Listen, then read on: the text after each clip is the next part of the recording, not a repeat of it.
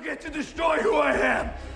You will go back to prison, and you will live the rest of your miserable life in a cage, knowing you'll never have Vanessa.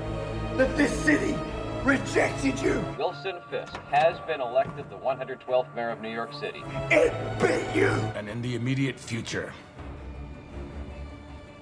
New York City is under martial law. I beat you. He's got the cops, he's got an army.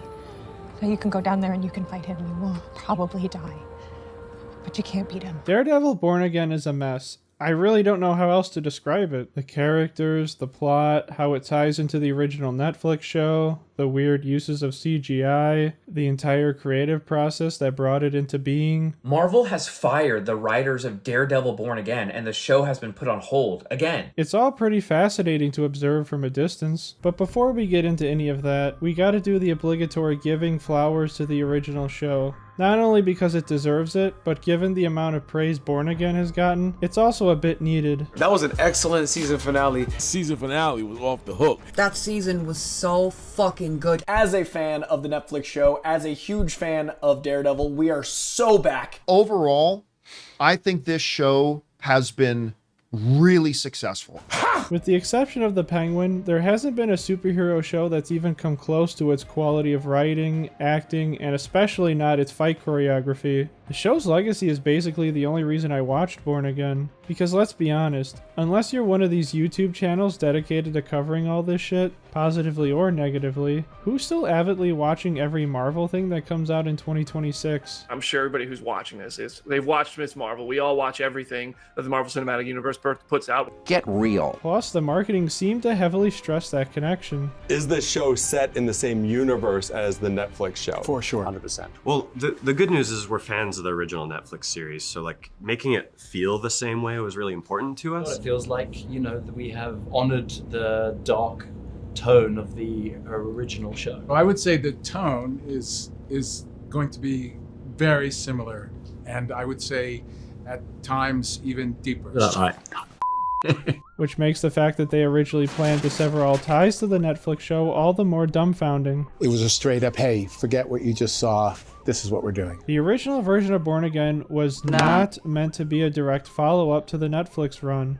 The only carryovers were Charlie Cox and Vincent D'Onofrio playing new versions of their respective roles, hoping to exploit the investment the audience had in the old continuity without having to be tied to it narratively. You have your cake, eat it too. Treating the old show as Schrodinger's continuity. One of the things with the show in its first iteration was to kind of distance ourselves a little bit from the history. Letting everyone imagine that this new version had a history similar-ish to what happened before, but if characters repeated arcs, do something out of character, reference something that didn't happen, or even get recast, it wouldn't create a problem. It's all based on preconceived notion without knowledge of the actual characterization. Which ended up creating a problem.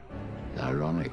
Partway through shooting this version, Disney reviewed the footage and decided Marvel has scrapped Daredevil Born Again, fired the writers and directors, and are looking for a new team to basically pull this project out of the grave that the previous team dug it into. To their credit, Charlie and Vincent tried warning Marvel to change course before they started shooting. We wanted the show to be attached to the old show, and there was some struggle there. Now, when I originally heard this news, I thought this meant they would scrap everything that had been written and filmed, starting from scratch, maybe reusing some props or sets that were built. Because, you know, I assumed that if the material was so bad that they fired the key creatives involved and hired new ones, they probably wouldn't want to release it to the public. I was wrong. Turns out all they did was cut the season they were going to do in half, save the latter for a season 2, and just use the majority of the material already shot, with only 3 of the episodes being made from the ground up by the new team. What could possibly go wrong? And I believe you shot like 6 episodes before things got reworked. So how much of those 6 episodes were actually reincorporated into the show, and how much had to sort of be cut because of the reworking of the show? Quite a bit lived. The amount of additional material was essentially 3 episodes worth, and then quite a bit of interstitial material inside the body of the middle 6. Elements were there. We wanted to pull on the threads. We wanted to make it a bit darker and more intense and offer that connective tissue that just wasn't quite there before, but that connective tissue to the previous show. What Dario did when he came aboard was he crafted new episodes and actually retained a lot of the raw material from the original shoot with new scenes added. Using this as an opportunity in the marketing to sell how committed they were to getting Daredevil right. So Kevin Feige and Marvel basically got some of the best visual people from Loki to make the visuals on Daredevil amazing, and some of the best writers and producers too from the original Netflix series. Dario wrote for Netflix Punisher, not Daredevil. You can just feel in the finale how they're trying to full-blown course correct.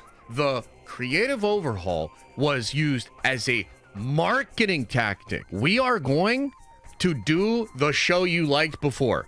It's going to be more like the show you liked before. We're not going to hold this MCU thing up where we want to be totally different and carve our own path. We are going to give you what you wanted, and what you wanted was the old Netflix show. This is why Matt feels like he's in a plot coma for most of the season, only coming out of it in episode 8. Oh yeah, that's right. Kingpin's the mayor now. I bet he's up to no good. Hey look, he's up to no good. Well, your timing's a little off. It's also why Daredevil and Kingpin's prior MCU appearances don't match both the Netflix and Born Again versions. You and I, we're family. What are you gonna do with that? Like Fisk having crazy super strength that would have come in handy when fighting Daredevil, and having a surrogate daughter despite him talking about being alone the first time we see him. How does it make you feel? It makes me feel alone. Because those were made under the assumption Born Again was going to be a reboot, but since the plan changed, those appearances don't add up either. It's like we have 3 different versions of these characters, and it's hard to keep track of what's canon anymore. They chose to completely ignore Daredevil on She-Hulk. Do we know where this fits into She-Hulk? I think it's a case of like, whatever was going on with Matt in that period of time, he was able to leave that at JFK, right? When he got on the plane. But directly follow up Kingpin on Echo. This new series, Born Again, I'm coming out of the situation with Echo, where I've disappeared from everybody and tried to recoup because of what she did. I'm not quite sure what she did. She attempted to do something. I think that she failed doing it, but at the same time, she went into my brain and tried to pluck out of me all that is bad. I don't know how everyone else feels, but after watching the Born Again we got, I kind of wish it stayed separate from the prior show. The story would be more consistent and cohesive, not having its own plot fight against itself, and it means no matter how bad it is, at least it wasn't connected to the continuity everyone loves. Similar to the Halo TV show, a spit in the face to the fans of the original thing, but not actively ruining the continuity we care about. In Halo's case, ruined more than it already has. I know with this chaotic production timeline, people are going to use it as a way to excuse Born Again's issues. But here's the thing. Disney decided to release this the way they did. They uploaded it to their streaming service that cost at least $12 a month, based its marketing on it being a faithful follow-up to a show held in high regard. I'd consider it a 4th season. So I feel there should be no issue taking it for what it is. Plus, I'm not exactly convinced that the new people actually saved Born Again. New creative team, all plus on. All of it is frustrations with where it started. But let's loop back around to that at the end. For now, it's time to start the show. Oh well, can't win them all. The first 2 episodes are fucking awesome. I think fans are gonna love it. We begin the season with our beloved trio, Matt, Foggy, and Karen, exiting their law office of Nelson, Murdoch, and Page, previously teased at the end of season 3. I like to think that we have evolved. These Hell's Kitchen nostalgia is running pretty thin with you guys. You realize that, right? Not nostalgia. Reverence for the past, yet hope for the future. Right away, trying to assure us that despite the show making big changes, it'll remain respectful to what came before. Reverence for the past, yet hope for the future? Exactly, yes. It was intentional. And because we're not doing the Born Again run, that was done in season 3, what we are doing is what Sana describes as a new kind of origin story. So we're taking these 3 people who were the promise on a napkin in season 3, and we're bringing them into now. It reminds me of how Disney used the opening line of The Force Awakens to assure fans that they'll be making up for the prequels. This will begin to make things right. Ha! Josie's! Oh shit! Remember Josie's? I remember it looking a little different, but hey, it's been about a decade since we've seen it. She probably got it remodeled. That's something she'd be able to afford. Oh, no, you don't want to do You that. can't drink the water here. Yeah, Josie's pipes have issues. Rust, mold. Matt and Karen start to flirt a little with each other. I think that's a distinct violation of the Friends Code. The Friends Code. Friends code? Guys, it's been nearly a decade. The relationship probably should have progressed past the will they, won't they flirting stuff. They then turn their attention to Foggy and this lady from the original cast of Book of Mormon. Talking together as if they've known each other for years. Guess they met and formed a rapport in the time away. Matt and Karen make fun of the way Foggy's flirting with her, which implies that Marcy isn't in the picture? Weird. They were close to getting married in season 3. Marry me. I'm serious. Let's go to the courthouse right now. I was starting to like the idea of being married to the DA. Guess she really meant that. Pretty sure Blake Tower's not married. We also get introduced to Cherry, who's retiring from being a cop. Why the hell are you quitting? Hey, excuse me? Called retirement? Foggy gets a call from his client Benny he takes outside. Matt notices and hears that Benny is uneasy about something, so him and Karen go to check what's happening. Turns out Foggy has been hiding him in his apartment because he's been getting threats. And for some reason Foggy hid this from Matt. 1. How is that even possible given how Matt's hearing works? Not only being able to hear from incredible distances, but he can also tell if you're lying or hiding something based on your heart rate. Did you do everything concerning this case out of the office? And 2, why would he even keep this from him? They're law partners. And we have to be on the same team, making decisions together. And don't give me that whole Maybe I didn't want to give you an excuse. bullshit. Again, you'd think Foggy's relationship with Matt being Daredevil would have made progress after the better part of a decade. Yet we're back to where they were in season 2. Sure, he'll likely never be fully on board with it, but we've seen him make exceptions when necessary. Making sure his client is safe from harm would be one of those. But Foggy doesn't think his client is in any actual danger. After everything he's been through, I don't think Foggy would be as dismissive of Benny's concerns. You've been through this, Foggy. Matt goes off to rescue Benny. While he's gone, He shoots Foggy, man down, gets him in the heart, which is bad news. Then these two who exit the bar. Then instead of shooting Karen from afar too, he walks up to her while throwing a CGI smoke grenade into the bar. For no reason. Matt shows up in the nick of time and fights him in what is supposed to be an epic oneer like the original show would have. Except it's pretty lame here. Every use of CGI to enhance the action sequences this season falls flat, even for shots like this. It just doesn't look right. I get with the increased budget they'd want to expand on these sequences. See, with that stuff we've never done. Yeah. We've never been able to do that little bit. And that ingredient for our new show is so cool. It's so cool, yeah. It's so cool. I remember when Daredevil was in She-Hulk, and he was doing a lot of the acrobatics, and people were saying, well, what do you think about those acrobatics? And I told them on social media, hey, if I had the money, that's exactly what he would have been doing. This is an example of limitations forcing creativity that ends up producing something better and timeless. Like how the animatronic shark for Jaws not working forced Spielberg to not show it as much, ultimately working better creatively. Because Netflix Daredevil didn't have the money for heavy CGI use, fight sequences had to be shot and executed entirely practical, allowing them to feel real and more visually impressive, resulting in those sequences being an iconic part of those shows' DNA. One of the big issues with the Netflix series is they had way lower budgets, so they couldn't do quite as much Daredevil comic book stuff as they wanted to do. Are you stupid? I do agree with. I thought the producers, the showrunners, the directors were correct in starting the show with this emotional oneer. This is a perfect place to have this season's oneer, as it focuses on Matt as he fights Bullseye, maybe having the thumps of Foggy's heart heard in the background, putting us in the rage-filled state Matt would be in. But instead they wanted to go with this awkward shot from the back of the bar as we see Matt and Bullseye fight from a distance in smoke.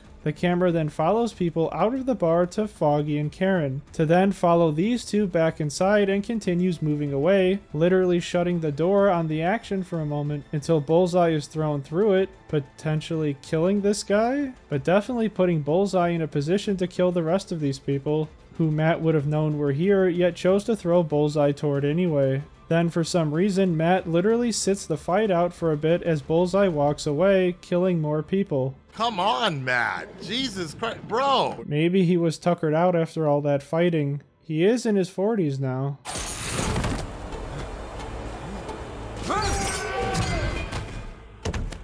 Or not. What should be the most intense we've ever seen Matt fight, given the circumstance, feels so lifeless and dispassionate. We decided on this really rigid camera language for it. Because what we've noticed that the most popular kind of oneer is, you put a camera on the person's shoulder and you just chase them around, which is exciting to all filmmakers, basically. But we decided in this one, what we wanted to do was, if this is a show about a man who believes that he has lost his chance at redemption, lost the blessings of his faith, then our camera has this omniscience as well. It's kind of like it's watching. And so we decided to kind of nail our camera down and tell our camera that it already knows how this goes. It knows that Foggy dies. It knows that he crosses a line and tries to kill someone on a roof, And the camera is this dispassionate entity that is just slowly moving on the train, what we call the train tracks of fate, moving with the action, but not following it in a frenetic way. Such a bizarre choice. Everything these guys are saying to you right now is just total nonsense. I know in season 1, the oneer was also shot on a fixed track. But there's no room for a camera guy in there during this fight. How the hell do we do this? And our DP and our director and our stunt coordinator, they all came up with this brilliant idea of putting the camera on a track in the ceiling. And then we digitally erased the track in post. So there is no camera guy there. It's the camera guys are on the roof pushing the camera and moving it from up there. But it worked for what that scene was going for, which was showcasing Matt making his way through this short, tight hallway to rescue this kid, moving along the same narrow path he's taking. First moving quickly through the hallway, showing us how short of a distance it is, but then it pulls back to reveal the 2 rooms full of guards, establishing the challenge. Once the fight begins, they're able to use the rooms as a clever way to hide Charlie and his stunt double switching. As the fight progresses, Matt and the guards grow tired, getting a little sloppier with their punches, needing to take breathers here and there, losing their balance easier. With Daredevil, there's a lot of real-world weight to him. When you see him fight, he gets tired. When you see other people fight him, you see them get tired. You see him get hit. He's a superhero, yes, sure, but he's not invulnerable. You see that person getting tired, and what you see is this test of will that's stronger than everybody else's. The season 2 oneer isn't all the same take, but it's able to maintain the illusion of one, similar to 1917. That's what they call a non-true oneer. So on camera, it plays like a oneer. It's all one. It looks like one take, but actually it's stitched together. So there's moments where the camera will move, and there'll be a very brief second where it like pans over a wall. And for a minute, the entire screen is black or gray. As soon as that pan happens, then the shot is over, and then they start the next shot on the gray wall or on the black wall, and then they can edit it together. And it's called morphing it together or stitching it together, so you would never know. But it plays like a oneer, but it's not a true oneer. The season 3 oneer is just insane. One shot, no hidden cuts, no visual effects tricks. Oneer came from the guest director, Alex Garcia Lopez, who, working with the writer on the set, Lewa Nasruddin, and the stunts department, they had this crazy idea of doing this big prison sequence, which was 11 or whatever pages in the script, and say, we want to do this as one continuous shot. What had to happen next was I had to call the studio, Marvel, and the financiers and say, guess what? We're going to stop filming for a day. We're basically going to call all of the expensive crew members to the set, but we're not going to film anything. We're just going to rehearse for one day. To my delight, Marvel backed us up, and we actually did that. So Alex and the crew went out and they rehearsed this scene with Charlie Cox and his stunt double and all these extras. Every single member of the crew had to be in complete sync. We do this thing in that sequence called a Texas switch. So it's all one take. There's no morphing. There's no stitching. It's a pure one take shot. And the way we handle that is there are moments where my character briefly exits frame and my stunt double my stunt double is hiding. And then we switch back. And if you watch carefully, you might be able to figure out where they are. There's only about 2 exchanges. It's called a Texas switch. So it happens in camera. There's no cutting, right? Charlie Cox and I agree it's one of the highlights of both of our careers. With both the season 2 and 3 oneers, we're put in Matt's POV, with the storytelling purpose of enhancing the feeling of one man having to fight his way through all these people in order to escape. I have a kind of a filmmaking technique called deep point of view, which is a rule for me. It ties into lens selection, like who the camera follows, like there's a whole list of rules, but basically it boils down to sucking the audience into the experience as if it were really happening to them, as opposed to watching it from afar like it's a spectacle that they're detached from. Right. And you'd think they'd want to capture that same feeling with this fight, as Matt fights the man who just assassinated his best friend. You know, the famous oneer in the prison in season 3. We've studied that oneer just to learn from it, as filmmakers in general. And it's so interesting to go from, you know, studying that and then being rightfully so obligated to take your swing at it. You blew it! Once Matt and Bullseye are on the edge of the roof, Matt hears Foggy's heart stop beating. Not gonna lie, pretty cool idea. And in the heat of the moment, Matt... To be clear, in the opening scene of the new Daredevil show, Foggy is murdered and Matt breaks his no-kill rule. Boy, that escalated quickly. If you are returning from the old Daredevil series, welcome back. To start off the show with the ultimate act of violence and how that grief ripples out to the rest of it seemed like the perfect way to kick off this continuation of the spirit of that. And yeah, I know Bullseye doesn't actually die here, but it wasn't for a lack of trying on Matt's part. That was a 5-story fall straight on his face. Now, given the magnitude of all this, you'd assume the rest of the episode, hell, the damn season, would take place in the immediate aftermath of... Yep, we go from this to a new version of the opening credits and theme song to a whole year having passed. The only thing we see is Matt testifying in court against Bullseye. From there, we get a scene with Matt and Karen implying that they've been distant for a while. Have you heard from her? I have not, no. San Francisco's nice. It's different from New York. Not too different. What do I need to do to have a conversation with you? I've tried calling, I've left messages. No, I know, you're right. So what do you want? I just was busy. Oh, don't give me busy. My friend died too, Matt. And then I lost you. You didn't talk to me for weeks. I was halfway in and then halfway out. Take some minutes. Okay. Guess like Foggy's view on Matt as Daredevil, Karen's understanding of how Matt grieves has regressed too. He shut us out, shut everyone out. Everyone in Matthew's life abandoned him. When someone in need tries to push you away, you have to find the strength to hold on tighter. I refuse to believe that a tragedy had to destroy everything. But it did. Karen then leaves, not to be seen until halfway into the season finale. That's great.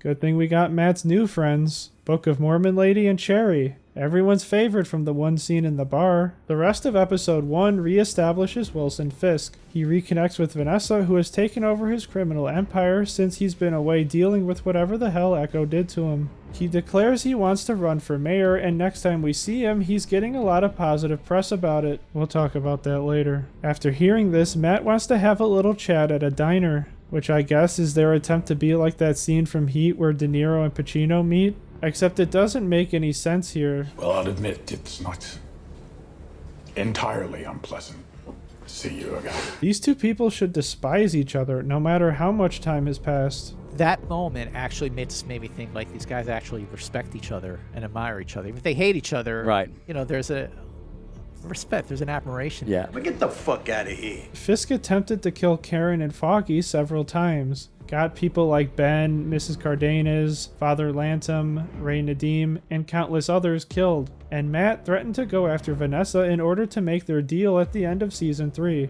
Something Fisk has proven not to be fond of. You screw with me now, just a little bit, and you'll never really be with your one and only Vanessa ever again.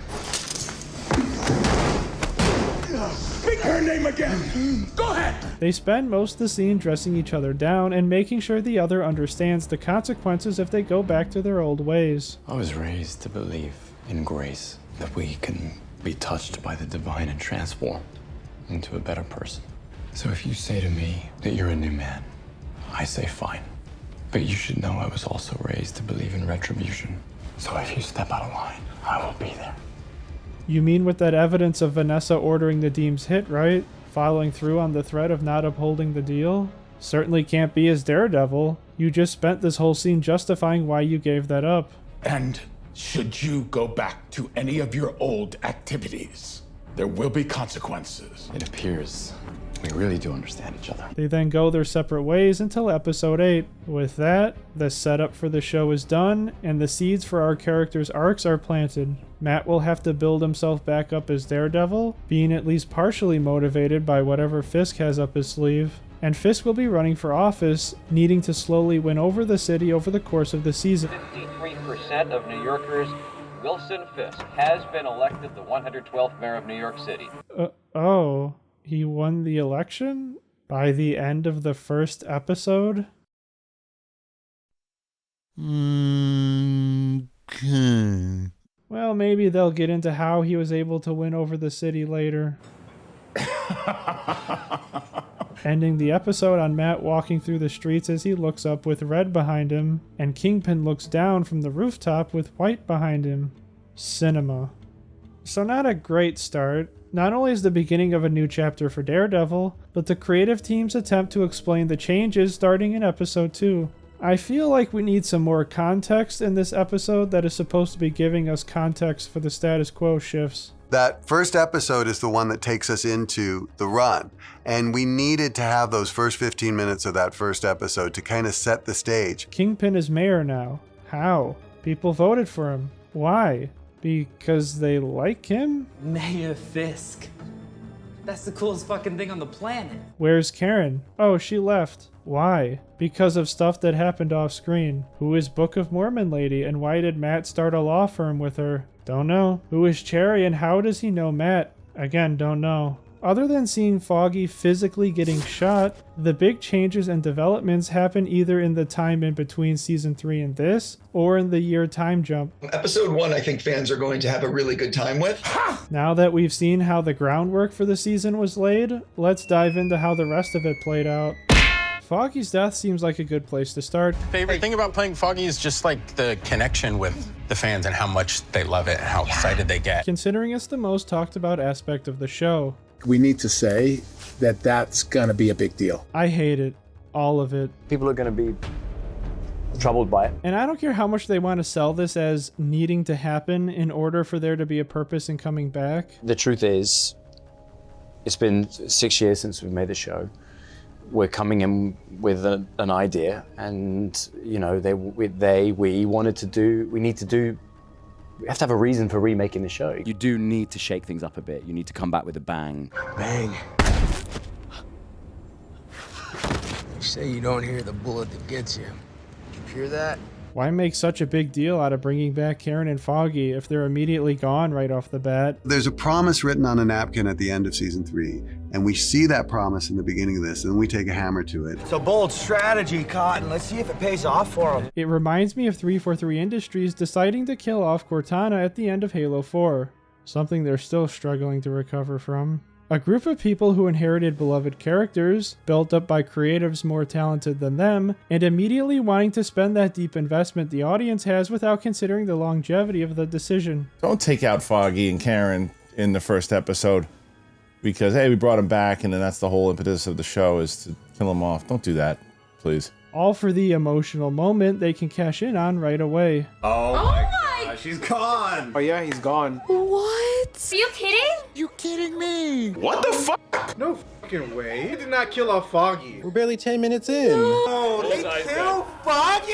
Oh, they did it. Foggy is such an essential part of the show as far as I'm concerned. I don't know quite how you have a Matt Murdock or a Daredevil without him. The amount of story still left to tell with these characters should be more than enough to justify reviving the show. We wanted to rock the boat a little bit and put the fans, in a state of discomfort. You should always do creative stuff with the plots, like kill the protagonist right away. That's interesting. It shocks the audience. Foggy's character deserved better than to be needlessly killed off for shock value. We've coming back after 6 years. We gotta rock the boat a little bit. And I guess Foggy is collateral damage. Though we know the real reason why this had to happen. When I came in late to the process, that was already in the story, but it had happened off screen. And I was like, it can't be off screen. We have to feel this. So don't let them or anyone else gaslight you into thinking this was some ballsy creative decision that was earned. It was done because they had to. Because of the original decision to distance themselves from what came before. It's something that we lost a lot of sleep over. Nobody wanted to do it. Then you can't blame the new writers. They inherited this problem. They were locked into having to start the season with Foggy already being dead. Perhaps. There were two ways of handling this on the condition that it needed to happen in episode 1 for everything to line up with episode 2. Option 1, Foggy dies at the end of the episode. The benefit is it allows us a whole episode with him and room to build up to his death better. The con is that we don't get to see the direct aftermath it has on the other characters. Option 2, kill him right away. Which they did, but the trade-off for less Foggy should have been the benefit of seeing that immediate fallout. If you're going to kill this version of Foggy, then it should come with the appropriate consequences. We need to see his funeral. We need to see his family grieve. And if you're going to take that route in the story, we need to see how it drives a wedge into Matt and Karen's relationship, beyond being vaguely mentioned after the fact. But they opted for the worst of both. Barely any time spent with him, and none of the immediate consequences it deserves. To drive home my point, let's compare this to Ben's death in Season 1, because it too cuts off a lot of potential I wish we were able to get throughout the rest of the series. Ben Urich is a pretty big character in the comics, and has a very important relationship to Matt/Daredevil. Like Foggy, his death was meant to be a shocking moment in the show. I came in and took over the show from Drew. They pitched me the broad strokes of the season. And then I had the same reaction. I go, wow, you're killing Ben Urich. He's such a mainstay of the Marvel Universe. And they told me, it was a Marvel ask to kill Ben Urich because they really wanted to set up the feel that despite everything you know about the comics, that in this world it's very much anything goes. The difference is it was handled with respect. It was a very important moment, specifically for Wilson Fisk. And it felt right for the world. And if this was just a story we had made up with no connection to any existing IP material, it would have absolutely been the right thing to do for the story. We see his funeral, how it affects his wife, Karen and Ellison, the important characters you'd want to see deal with it. Ben's death carries with both Karen and Ellison in meaningful ways for the rest of the series. Thinking, somewhere Ben Urich is looking down and just getting a real kick out of all this. Pushing Karen in her journey as a journalist who'll stop at nothing until the entire truth is uncovered, like Ben would. You worked for Ben Urich. I believe he mentored you. And as much as they'll try to convince you otherwise, I think at the end of this journey, whenever it does come to an end, there'll be before Foggy's death and after Foggy's death. None of this can be said about Foggy's death, but that's for later in the video. Even Halo 4 built up to Cortana's death, having it happen at the end with lots of build up throughout the story, as opposed to the opening cutscene.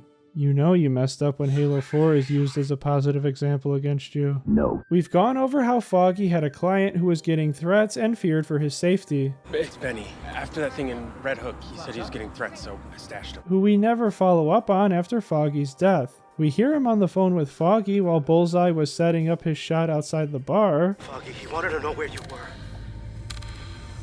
I'm sorry. What? Who? Meaning he's still alive? I tried Googling it and couldn't find a definitive answer.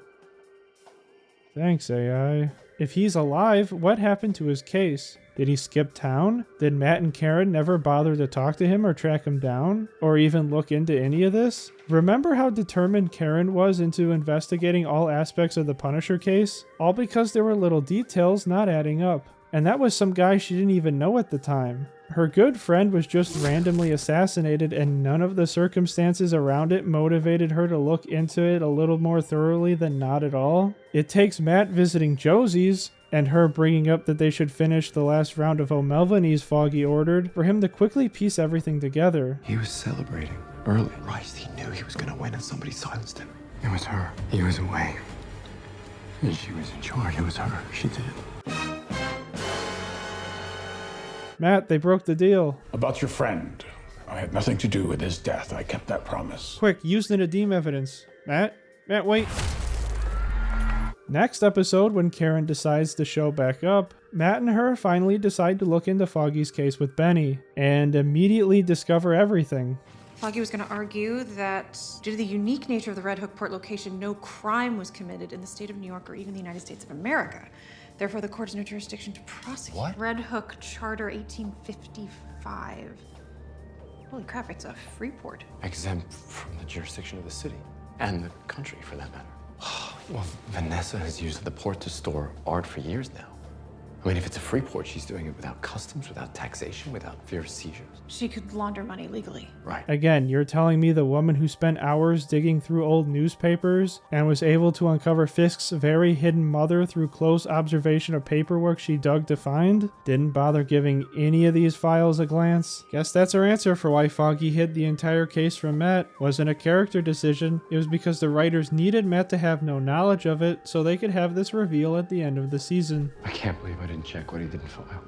Matt, don't beat yourself up, okay? We were all hurting. It seems that they were both convinced that Bullseye, someone known for performing public murder sprees to cover up the actions of one man in particular, just decided to act alone and kill Foggy out of the blue. Poindexter was just trying to settle an old score with Foggy and Karen and you. He was settling an old score with Foggy, Karen, and Matt? Self-styled assassin with a grudge. The only time Matt ever met Bullseye as himself was when he was walking around the hotel Fisk was at, asking him for ID to go further. Doubt Bullseye even remembers that encounter. He did try to kill Karen, sure. Basically, Bullseye coming back to finish what he started trying to do during Daredevil Season 3, kill Karen Page and also Foggy Nelson. But that was specifically under the orders of Fisk. Bullseye had no personal reason to go after her. And Foggy? They briefly met 3 times. Once when Bullseye attacked the Bulletin, and Foggy was just a guy at the Bulletin. Then when Foggy showed up to get Karen out of the church. And then when he's called to the FBI office to represent Ray Nadim's wife. That's it. And it's implied Bullseye's been in this mental facility since the end of Season 3, so they couldn't have crossed paths after. Remember him. Escaped the past, didn't we? What? Foggy was never your target. That was Karen who escaped. You shouldn't have any beef with Foggy. This is the guy you should have a beef with. This guy and his wife. Fisk killed Julie, someone he cared about deeply, wanting her to be his North Star. Your internal compass isn't broken, Dex. It just works better when you have the North Star to guide you. Julie was supposed to be that person in his life, helping bring him stability, but Fisk had her killed in order to supplant himself as that person. And if you accept this, unlike everyone in your life, I will never abandon you. Which worked, until Matt revealed to him Fisk killed her and we both know it. Causing Bullseye to show up at Fisk's wedding to kill both him and the woman he cared about. Which begs the question, why the fuck would Vanessa hire Bullseye? Remember when he tried to kill you several times? Why of all the people you could hire? Why would you even want to call attention to Foggy's death with an obvious assassination? Why wouldn't you fake a mugging gone wrong or something? In fact, given that one of the terms of the deal was prohibiting Foggy and Karen from being targets, and you won't harm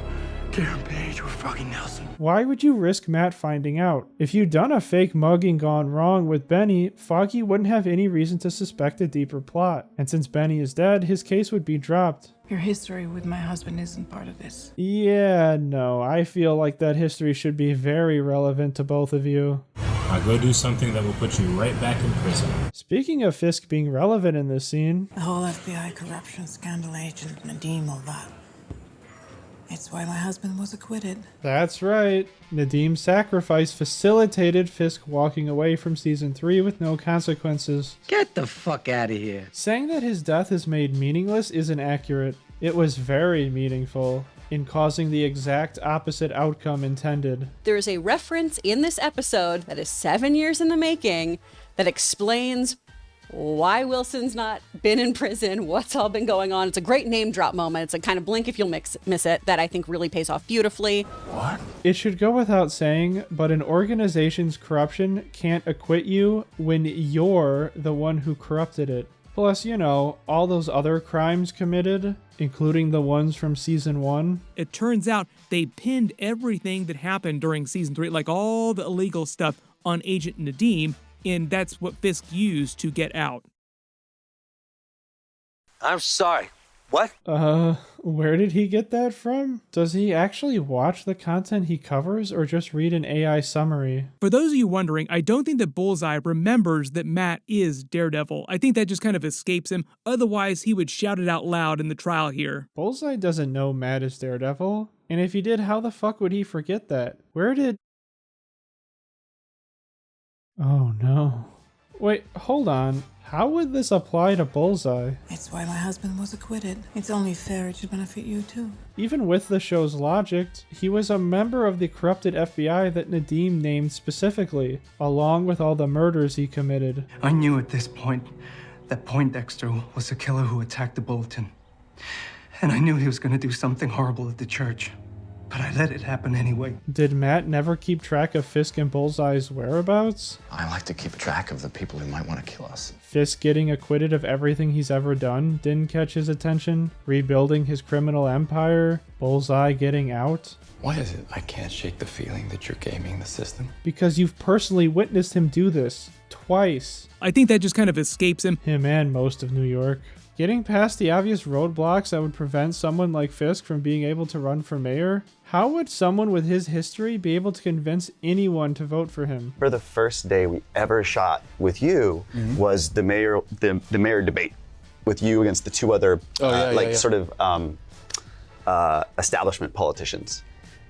And Aaron and I are at monitor watching you, and Yoka, and I said, yeah, it's good to move on. And Aaron and I are just both look at each other and we're like, I totally get why people would vote for him. Then we should have gotten to see more of that too, instead of just... I have to say, I absolutely agree. Well, you're posing, Kressner. So we too could understand. Half the cops hate Fisk's guts, the other half dive off the Chrysler building for him. Right. Why would half the police force be on board with a man who's a known cop killer? He was shanked by another inmate a couple of hours ago. Good. He's a cop killer. Who also corrupted a good amount of their force back in season 1. Remember when Foggy first announced he was running for DA in that room full of cops? I'm running my own write-in campaign for district attorney to oust Blake Tower and to put Wilson Fisk into the deepest prison hole allowable under the 8th Amendment. It made that one cop who disliked him at the start be the first one to sign up. You guys aren't alone in this, you understand? This put a lot of my brothers and sisters in the ground, and none of us have forgotten that. If you can find a way to bring down that son of a bitch, every cop in the city's gonna have your back. I think that just kind of escapes him. And despite the fact that Foggy was running as a write-in, just the sole fact that he was publicly against Fisk got him enough support and media attention for Fisk to blackmail his family to get him to stop. Because New Yorkers in that season did not forget what Fisk put them through. When Wilson Fisk set off those explosives in Hell's Kitchen, I lost my husband. I'm counting on you, Foggy. You get that son of a bitch. But now I guess they all forgot. Why are we even talking about this? You know, he supposedly crushed a guy's head. Oh, some people do remember Fisk's crimes? Wait, how's that public information? Unless Fisk admitted to it during one of his trials? Don't know why he would. Are you even capable of feeling guilt or remorse? I didn't kill Officer Shanahan. Maybe not him, but plenty of others. If this is known about him, why would anyone vote for Fisk? Why would you vote for me? Straight up, because you get shit done. You made things happen for yourself, now you make things happen for New York. Like what kinds of things? I want you to stop what you're doing and fill that hole. It's the red tape. We're waiting on the permit approval. Consider it approved. That's not how construction approval works. Filling a hole like this, it's not rocket science. I think that he's a guy that will get out of his limousine and fix a pothole that would have taken 6 months to fix, and he wants it fixed that day. And I think that's what they like about him, stuff like that. I mean, Fisk can fix it is trending hard. Well, congratulations, New York City. You fell for it again. Well, the state of New York isn't going to make the same mistake. Everyone knows his game now. Fisk won't manipulate the system again. 53% of New Yorkers Wilson Fisk has been elected the 112th mayor of New York City. You can't keep getting away with it! You can't keep getting away with it! I think that just kind of escapes him. The only way any of this could make sense is if Season 2 reveals Fisk somehow kidnapped Doctor Strange and forced him to cast that spell from No Way Home to make 53% of New Yorkers forget his crimes. I know people are going to bring up that Fisk ran for mayor in the comics, but this ain't the comics. You can't just transfer what happens there into the show. If Ben was miraculously back from the dead, it can't be explained with, well, he is in the Born Again story in the comics, so it makes sense he'd be here. And I get there's meant to be some parallel to real-world politics they're trying to make, which to be fair was what motivated Season 3's story.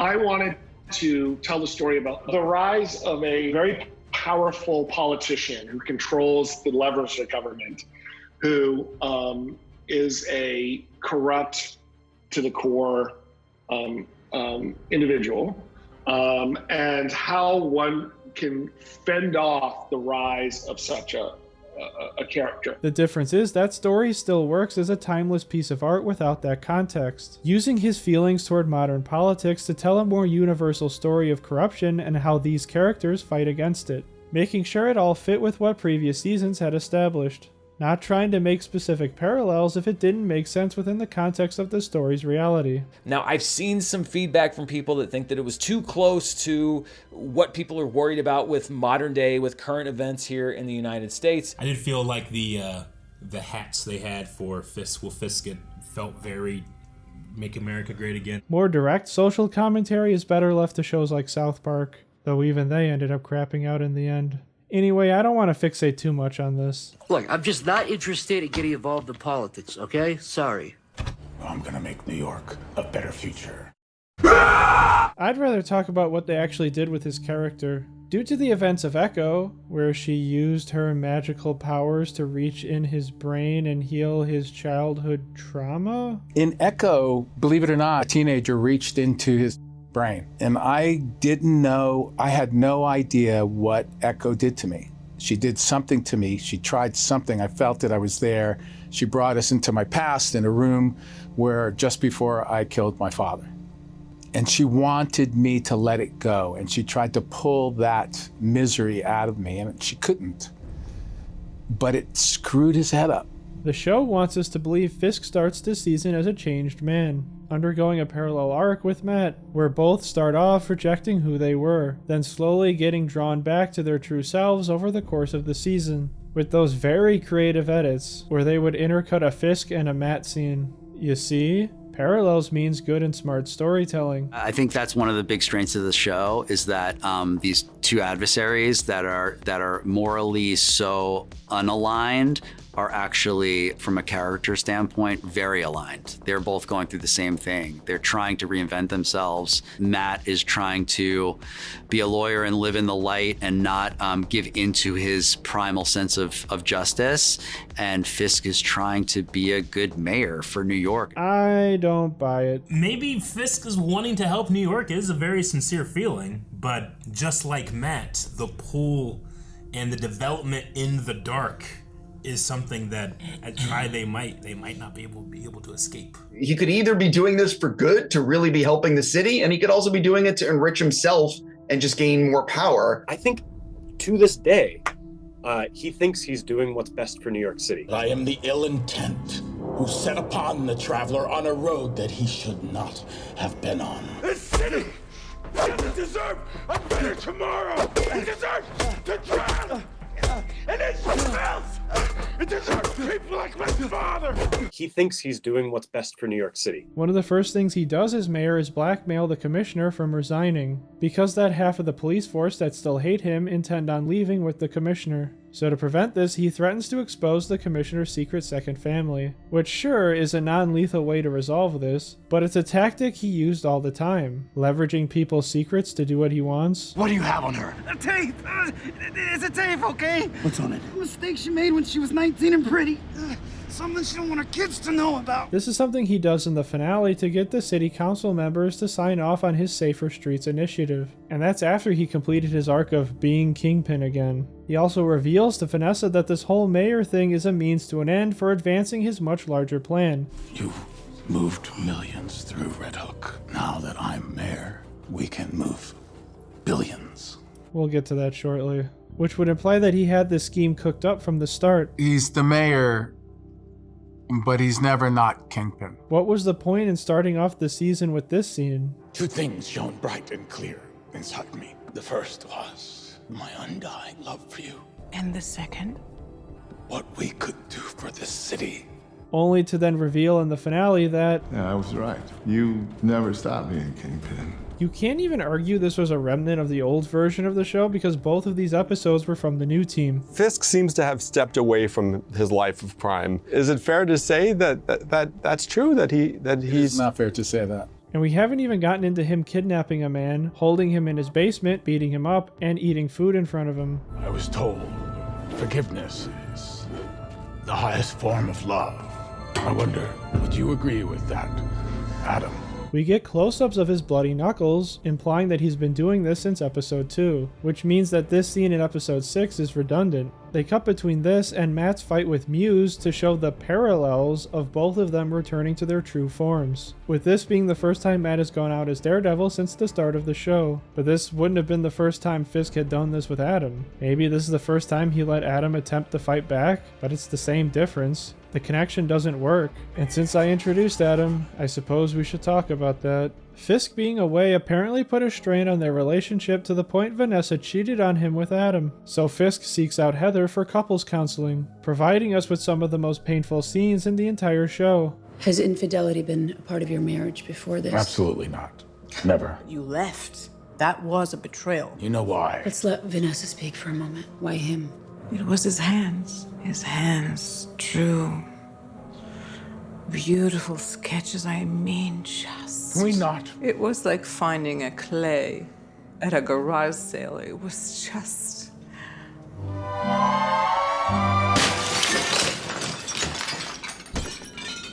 Was it worth it, Vincent? You fought for this being canon. Weren't Vanessa and Fisk apart from the end of season 1 to the second to last episode of season 3? Most of that time spent not knowing when they'd see each other again? And she didn't feel the need to cheat on him then. Unless the only reason she didn't was because she knew Fisk had henchmen keeping a protective eye on her. I'm here surrounded by your things, your people, even you, but I still don't feel that I'm with you. I don't want to admire your world. I want to live inside of it, with you. All I wanted was you. The fuck happened to this Vanessa? A lot of time has passed since season 3. It's possible her feelings for him could have changed. Sure, but what's the point in tying this to the character from before if you're just going to have her be a different person? 5 years allowed me to go, oh, well, she's grown and changed, right? This is a new version of this character. Yeah. So she doesn't actually have to be exactly like or similar. What's the point in writing and storytelling if all the heavy lifting of a character's development is done off screen? Eventually, Fisk takes Vanessa to where Adam's locked up. I want you to stop what you're doing and fill that hole. And has her kill Adam to prove she still loves him? I hear his voice. I see his hands. It's unbearable. Fuck's sake. Completely resolving their marital issues. Just like that. Is this really what people wanted to see from a Kingpin Vanessa-led criminal empire story? I took over the business. It thrived. It had never been more profitable, and relationship between management and labor was robust and fulfilling. And basically the whole idea they want to get across here is that Vanessa feels like she's doing great and she doesn't need Kingpin anymore. Hold on. How does this whole thing of being attracted to the business more than her husband angle work if the main reason she was attracted to Adam, besides his hands, was that he wasn't part of my husband's world? And part of her resentment for Fisk was him neglecting their criminal empire. I know that I haven't properly acknowledged all that you've done, all that you've built for us. That's why it's so hard to understand why you'd throw it all away. Please make it make sense. I love the way it all made sense. You just think like Vanessa and Kingpin, like they would never have a problem, right? She goes, he disappeared after I sat by his bed for months and he just left. I didn't hear from him. He never communicated with me. I got lonely and I got fulfilled in many ways, running the business and all that kind of stuff. And that's left us where we are. It just added to that whole of making everything feel so real. I'm sorry, I don't buy any of this. I don't buy that Fisk up and left without informing Vanessa. I don't buy that Vanessa would believe Fisk just outright abandoned her to the point of being unfaithful. I don't buy how Fisk dealt with this. Oh my God, how embarrassing. Our experience shared. Why? Just why? We're put in these positions all the time. Yeah. Our job is to service a story. Yeah. And when it's put in front of us from a company like Marvel, you were like, okay, I'll service that story to the best of my ability. Yeah. So why did he want to become mayor in the first place? I hinted at it before, but it's time to finally dive in. Once he's in office and able to get him holes filled. Solid hole work, I'm filling in that hole. Oh, thank you, Daniel. He wants to start a construction project at Redport, but unfortunately for him, campaign lady reminds him, you can't just decide something and then speak it into existence. Why not? He did it with the hole. We would need to conduct a feasibility study, land surveys, building permits, zoning laws, environmental impact, traffic issues. The council will want to know that this project is viable. Yes, let's commission that study. We can't do that without the council's approval. Get the council. Nope. And we can't get their approval until we ask the public advocate to put it on the docket. That's the first step. Yes, sir. Let's take that step. Instead, he has to suffer through horrible renditions of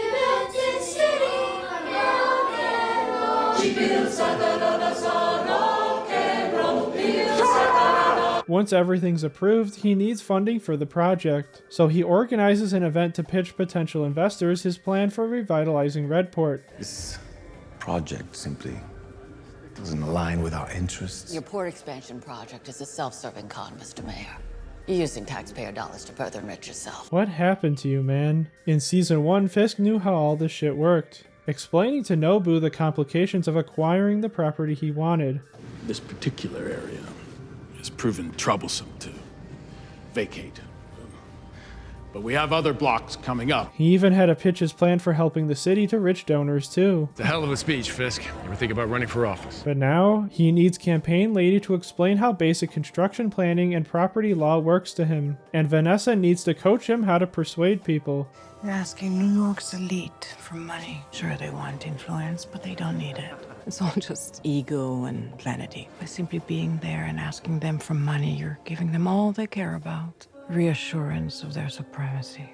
I guess while Eka was digging around his brain, she must have scrambled that part of it. Fisk then forms a task force made up of... Every bad apple in the barrel. We'll get to these guys in a bit. He essentially treats them as his personal army, using them to threaten those rich people into investing. Shall I call you swordsman? Even if I knew what you were talking about, that sort of thing would be an isolated incident. Yet still probable cause for visit from my task force. Is that a threat? No, of course not.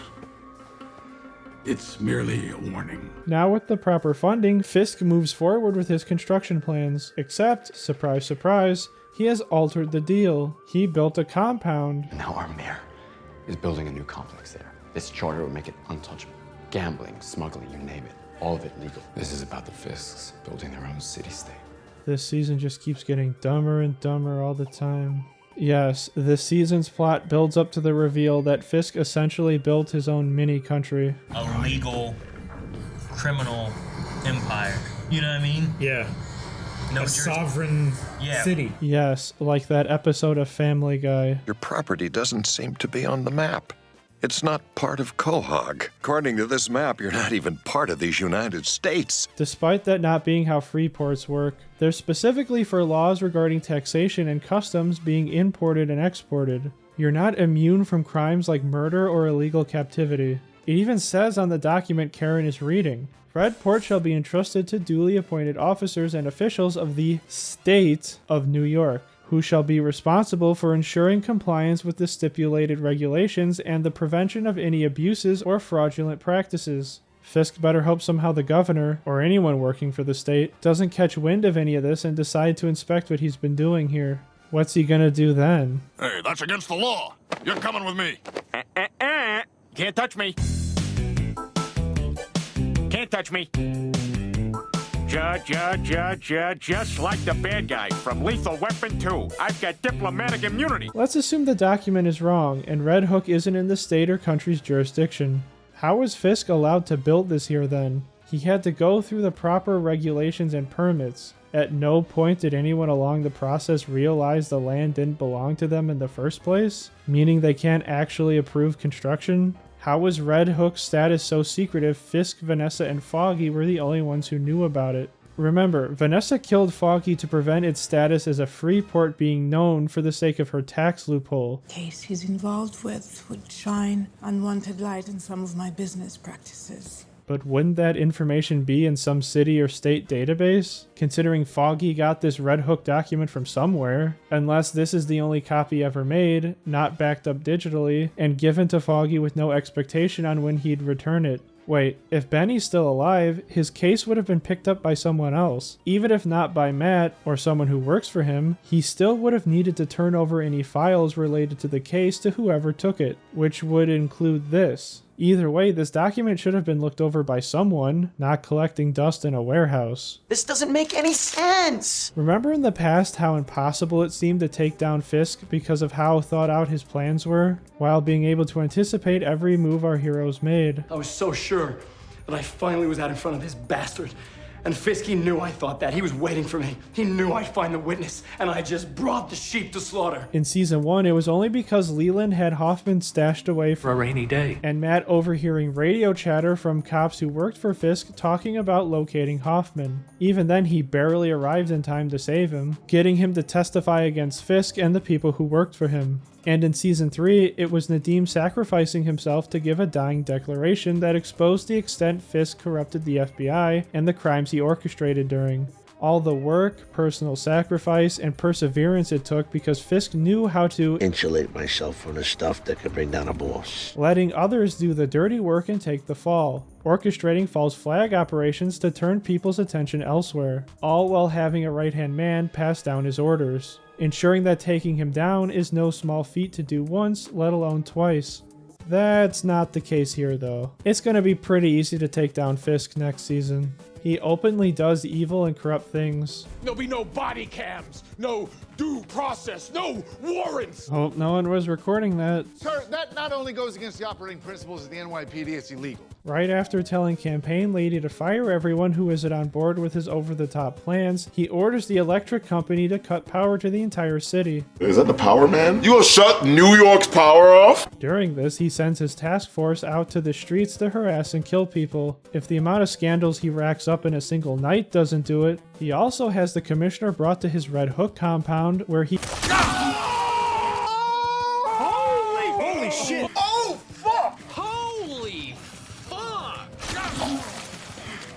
That was such an announcement that the Kingpin that we know is back, and he's more powerful than ever, and it was so effective the way that they chose to do that. And that brutal moment where that rivaled the door slam. That was crazier than the door.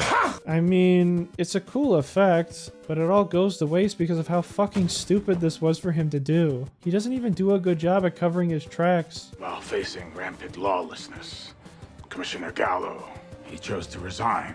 So when his family, secret family, cop friends, or even BB looking to follow up with him... I have files on every crook with a badge that Fisk calls his task force. I would really like to take a look at those, Commissioner. All notice he seemingly disappeared literally overnight, the same night with all this chaos, and Fisk very publicly admitting to being the last person to see him before his disappearance. You see where I'm going? Why wouldn't he pin the murder on the Vigilantes his task force were supposedly fighting against that night, helping to further justify ordering martial law, which I don't think a mayor can actually do, by the way. Look at what these animals did to our city's commissioner. We must crack down and establish law and order again.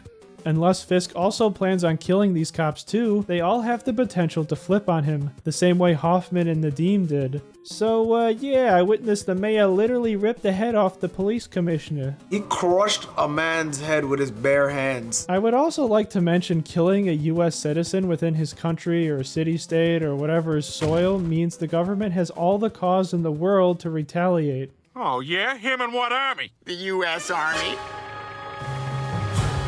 Oh, that's a good army. Seriously, when Family Guy has more realistic consequences than the plot of what is supposed to be the most street-level grounded Marvel show. We wanted to make sure we got right was that, again, that all this violence has consequences. On top of constructing his own city-state, Fisk uses his power as mayor to declare, Effective immediately. All vigilante activity is illegal. Wasn't it always? Was it ever legal? which has got to be one of the stupidest lines I've ever heard. What's next? Effective immediately. Murder is now illegal. It feels like these writers don't actually know what a vigilante is. To be fair, neither does a lot of the internet. Batman's a fascist. Do you know what they call that? A vigilante, someone who acts outside of the law. The show explores this topic through the character of Heather, Matt's new girlfriend, who's working on a book that explores... Does a mask allow us to be our true selves, or does it strip away our identity and allow us to act like animals? Daring today, aren't we? And for some reason, they really want to tie this wearing mask stuff to being a vigilante, which I understand on the surface, but there's really not much beyond it. It's almost a year ago now when those cops in that bar were murdered by vigilante. When Fisk mentions that cops in Josie's were killed by a vigilante, he's actually referring to Bullseye. He's using Bullseye as an example of a dangerous vigilante. In the show's attempt to explore the spectrum of what it means to be a vigilante, they end up lumping them in with serial killers like Bullseye and Muse. Someone who drains the blood of his victims and uses it to paint graffiti all over the city. We estimate at least 60 victims. When the sanitation department figures out there's a serial killer before the NYPD does. Having a character call it out doesn't make it any less dumb. After Daredevil saves her from Muse, Heather draws some interesting conclusions. I think I'm finally starting to understand how that violence, it just transfers from Daredevil to Muse to me. Not sure you can put Muse and Daredevil in the same category. I'm not so sure that you can't. Pretty sure you can't blame Daredevil. Muse started popping up after Daredevil was gone. Plus, didn't he tell you... You've unlocked something in me, Dr. Glenn. This was something I didn't know was missing. You've allowed my creativity to flourish, to soar to heights I never even imagined. So if there's anyone to blame here... Pretty dark view. I mean, I think they're completely different animals. You weren't there, Matt. No, I know. I'm just saying that Muse tried to kill you. Daredevil saved you. I saved me. First off, no you didn't. You'd be dead if Daredevil hadn't shown up. Secondly, what do you think Daredevil was doing there if not to stop Muse? How are Daredevil and Muse in the same category? One is a serial killer and the other is a vigilante. It's a very clear distinction. It'd be like comparing Spider-Man to John Wayne Gacy. You see, Spider-Man dresses as a spider and Gacy dresses like a clown. They're both putting on masks. They're essentially two sides of the same coin. Long are the days of Daredevil exploring the morality of vigilantes with any sort of nuance. Daredevil kicks ass, his whole city cheers like we just won the World Series. But this guy, he does it, the streets get bloody. Makes everybody stop and think twice about the whole hero proposition. If you ask me, it's only a matter of time before the wrong person gets caught in the crossfire. Daredevil practiced vigilante justice in our backyard, and we applauded him for it. I know that I did. And we never stopped to think that maybe his actions could open the door for men like this, men with guns. It's not Frank's decision who lives or dies. I can understand why why anyone would seek vengeance for something after losing it the way that... No. That's not the same. Vengeance is not justice. What he's doing is completely wrong. But right or wrong, you can't deny that it works. Meanwhile... Anybody who needs a mask is a coward. There are just these underdeveloped boys hiding behind masks, trying to make it look like something more sophisticated. It's just a kid. No. It's not a kid. It's a masked vigilante.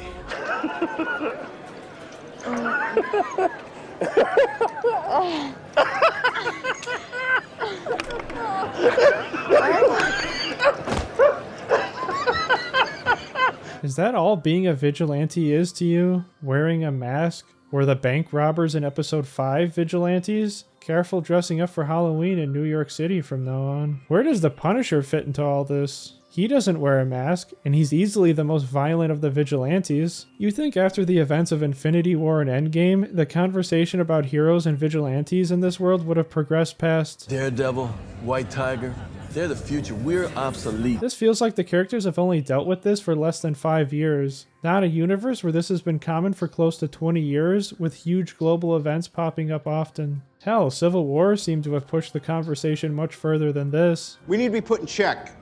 Whatever form that takes, I'm game. If we can't accept limitations, we're boundaryless, we're no better than the bad guys. We are for not taking responsibility for our actions. This document just shifts the blame. Here, when I realized what my weapons were capable of in the wrong hands, I shut it down, stopped manufacturing. Tony, you chose to do that. If we sign this, we surrender our right to choose. And this is before Thanos invaded, killed half the population, and the Avengers brought them back. But even just keeping it to Born Again, we see in episode 3 a jury gives White Tiger a non-guilty verdict on all counts without any evidence, solely based on the fact that he's a vigilante that helped people in the past. Frankly, it's a false premise. Good people can do bad things. Yes, Hector Ayala might have done some good things. Does that make him incapable of doing a bad thing? Of course not. It's true. And yet we're meant to believe Fisk won on an anti-vigilante platform. He's anti-vigilante. The people voted for him. What's going on there? To combat the vigilantes in the city, Fisk puts together an anti-vigilante task force, aka the Punisher Cops, which is how I'll be referring to them since a decent amount of them wear Punisher logos. Like Fisk with Trump, they're meant to serve the purpose of providing commentary on the real-life occurrence of people, specifically police and military, wearing Punisher logos. It's a storyline with its roots in the real world, and it's past time Marvel got around to telling it. Right off the bat, we're introduced to them being very corrupt. I encouraged him to tell the truth. Captain didn't see it that way. There's a lot of shitbags in the world, sir. Man, there's a lot less of them. This task force will have special powers and privileges. No body cameras. That sort of thing. When you need to get the job done, it requires a little, well, creative thinking. And no, it's never addressed why the group of officers who joined the anti-vigilante task force all seem to admire a vigilante and work for a man who would be a target of said vigilante, someone who consistently uses the law and institutions to shield himself from the consequences his actions deserve. The kind of person who would inspire someone to work outside the system to bring them down. But nah, he lets them torture innocent people, so they're fine with him. Because they're all just cartoonishly evil and will just watch Fisk murder their former boss and not ask questions. Makes you wonder what part of the Punisher they actually admire. Speaking of, he ain't too happy about these guys using his name while committing horrible acts. So how does Frank plan on stopping them? By just running at them head on with no strategy. How did this happen? We're smarter than this. Lucky for him, they were using non-lethal rounds. It becomes clear he'd rather die than tolerate their existence one day longer. Why? If he's truly motivated by his hatred for them corrupting his symbol, wouldn't he want to stay alive as long as possible to ensure he kills them all? After Punisher is subdued and tied up, they try to convince him to see things their way.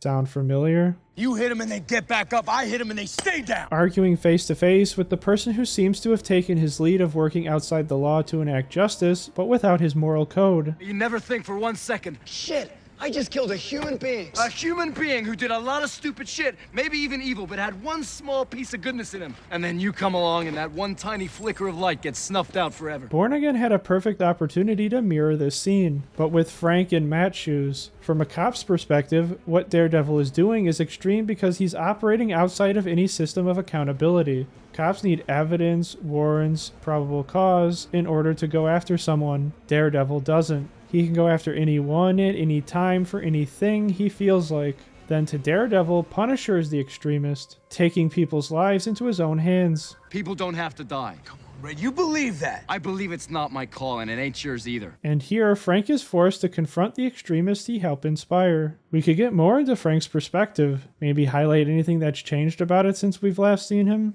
explore why the Punisher cops do what they do and how it ties into what Frank does. You admire me, huh? Out of your fucking mind, you know that? You're a bunch of clowns, you know that? Getting on my pain, getting on my loss. What do you know about me?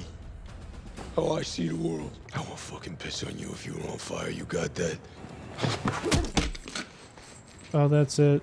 Glad we're not getting any more character talking stuff like in the Netflix show, right? Dario, you made some headlines not too long ago where you said the original Daredevil was at its worst, two characters just talking about what it's like to be a hero. I want to ask, just because that scene in the diner is so good. So I'd love for just kind of clarification on what you meant by those comments. I actually feel like my comments were taken way out of context. And the thing is, all television at the end of the day is two characters in a room having a conversation.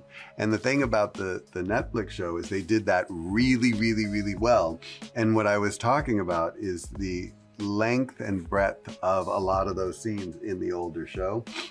And then, yeah, I did the exact same thing in this show. Liar! Since we've been covering the Kingpin side of things, it's time to move on to Matt. He swore off being Daredevil due to the combined guilt of losing Foggy and crossing his foundational moral line. Matt thought he was putting the mask away when he, fell from grace and thought he killed Bullseye. I've seen a lot of conversation surrounding this. In theory, I think I'm fine with it as an idea. It does call into question what we're meant to read at the end of season 3, because after all the talk, fantasizing, and actions he took to kill Fisk, Shut down the elevators Why?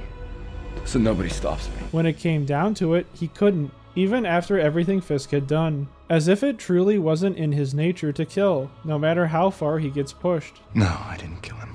And are you disappointed that you didn't succeed? Or maybe a little relieved? But again, I think I would have been okay with this if they did something interesting with it, and it wasn't done in the first scene of the entire show. To me, what makes Matt Murdock interesting is his relationship to his shadow self. Why did he put the devil in me? Why do I feel it in my heart, my soul, clawing to be let out? The constant battle of trying to let just enough of it out to enable himself to help the city, while fighting the rest from consuming him, constantly needing to evaluate if he's gone too far. Having people like Foggy, Karen, and Father Lantom in his life to keep him anchored. Matt losing control and breaking his rule, causing him to question being Daredevil, had so much interesting potential for deep character introspection, but all we get is... I made a promise to myself that I'd let the system handle it.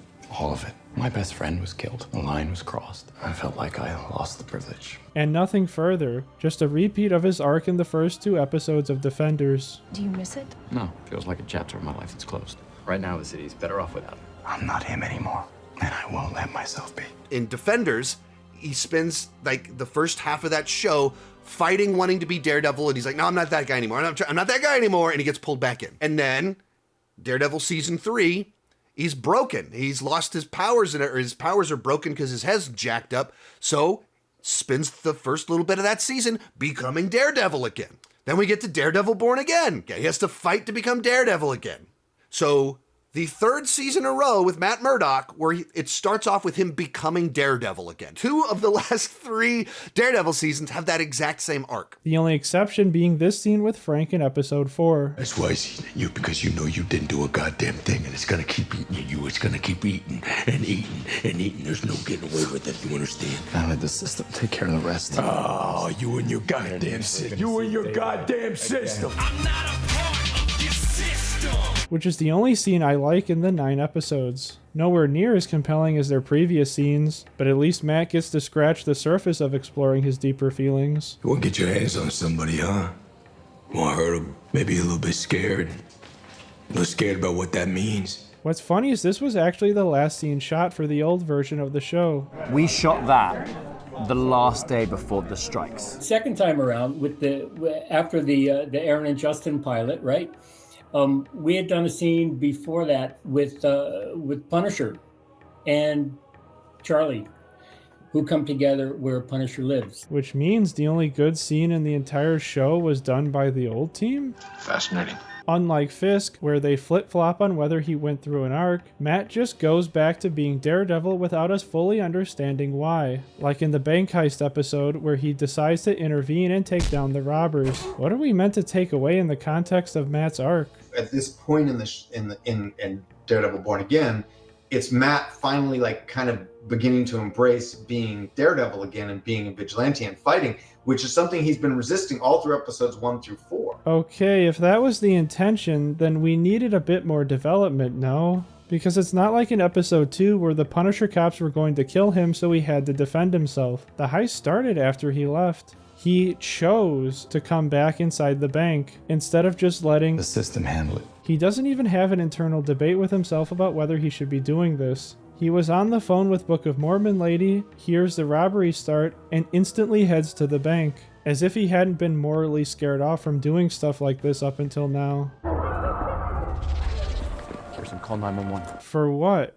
Where? You didn't tell her anything, Matt. No build-up, no wait to the decision, no acknowledgement of what this means going forward. He also does this as Matt Murdock, not Daredevil or some other alias. What's your name?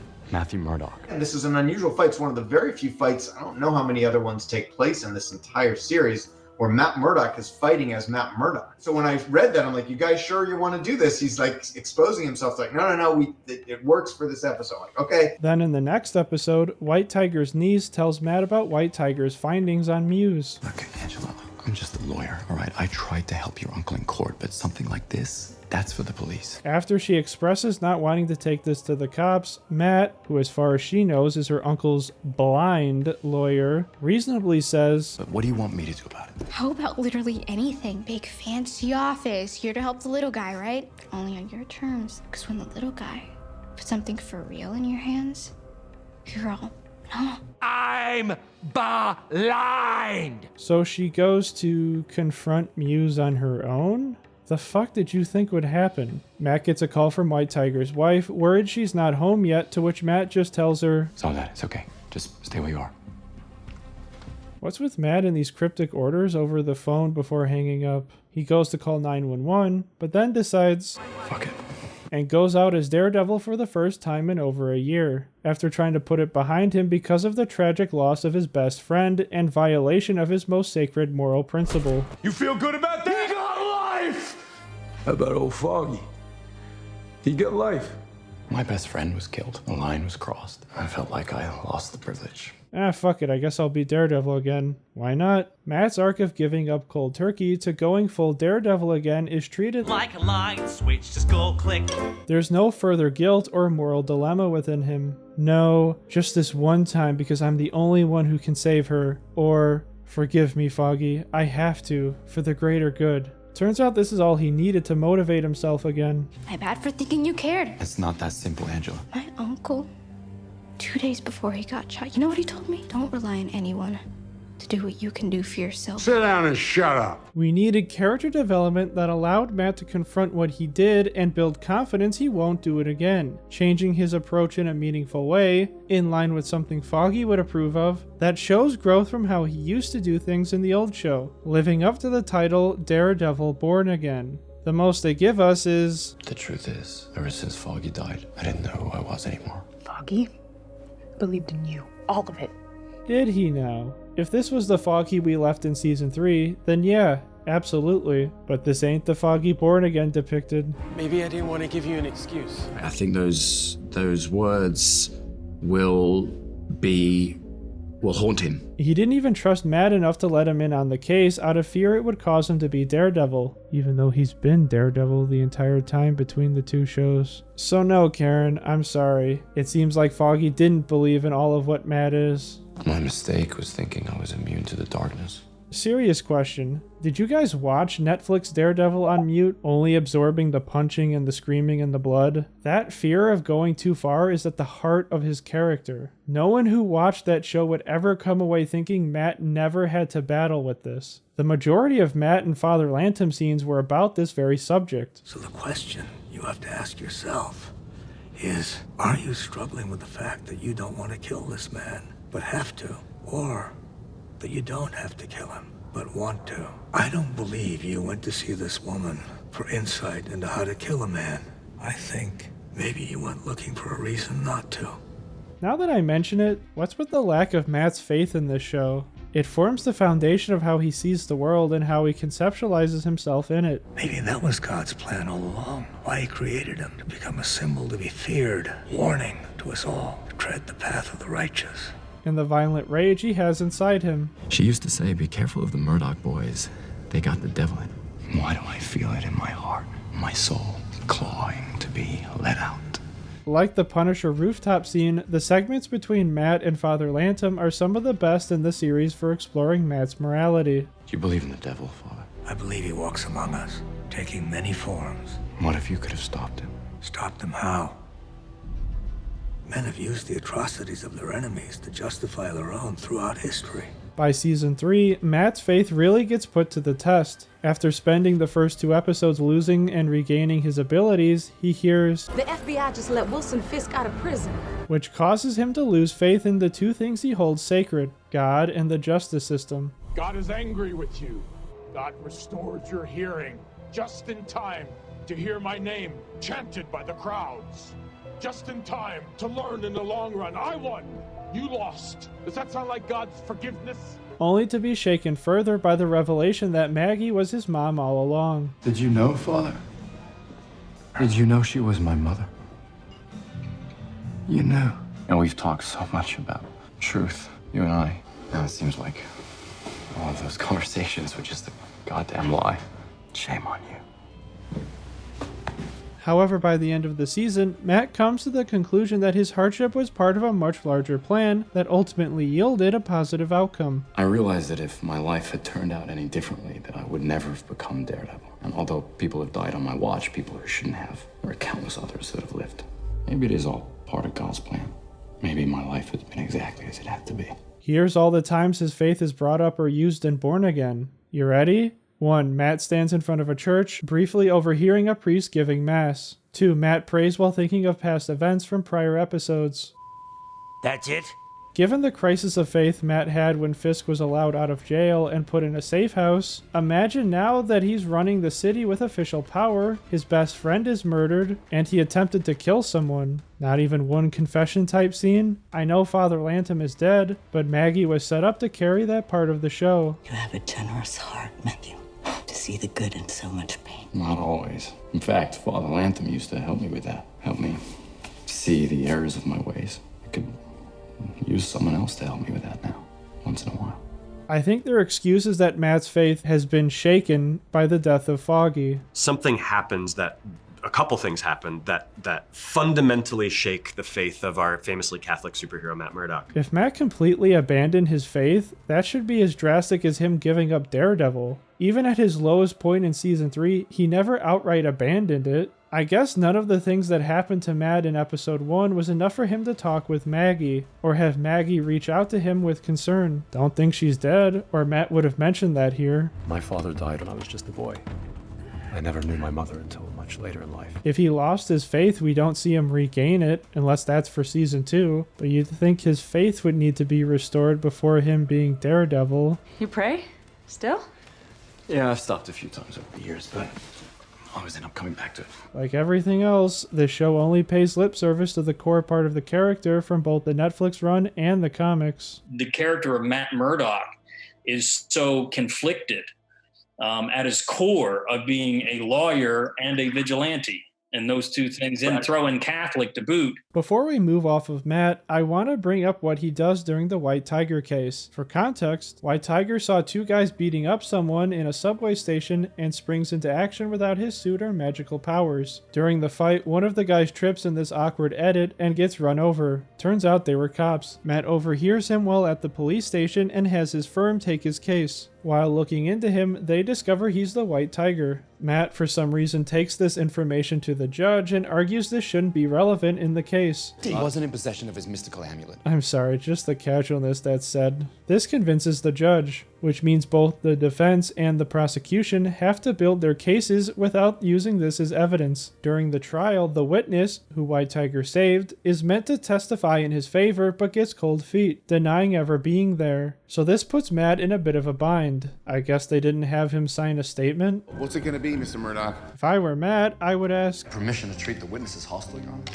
Granted. And start grilling him, asking him why he told us a completely different version of events to the one he just gave. Remind him that he took an oath to the court that he will tell the truth to the best of his ability. And if it's proven that he lied, he would be committing perjury, which is a serious offense. Maybe appeal to his self-preservation, which clearly is what motivated his decision. Convince him that this isn't going to keep him safe. Remind him that they already came to his apartment to kill him since he's a loose end, which isn't going to change if he doesn't help us. With all that, and probably more options, what does he do instead? Withdraw the witness, Your Honor.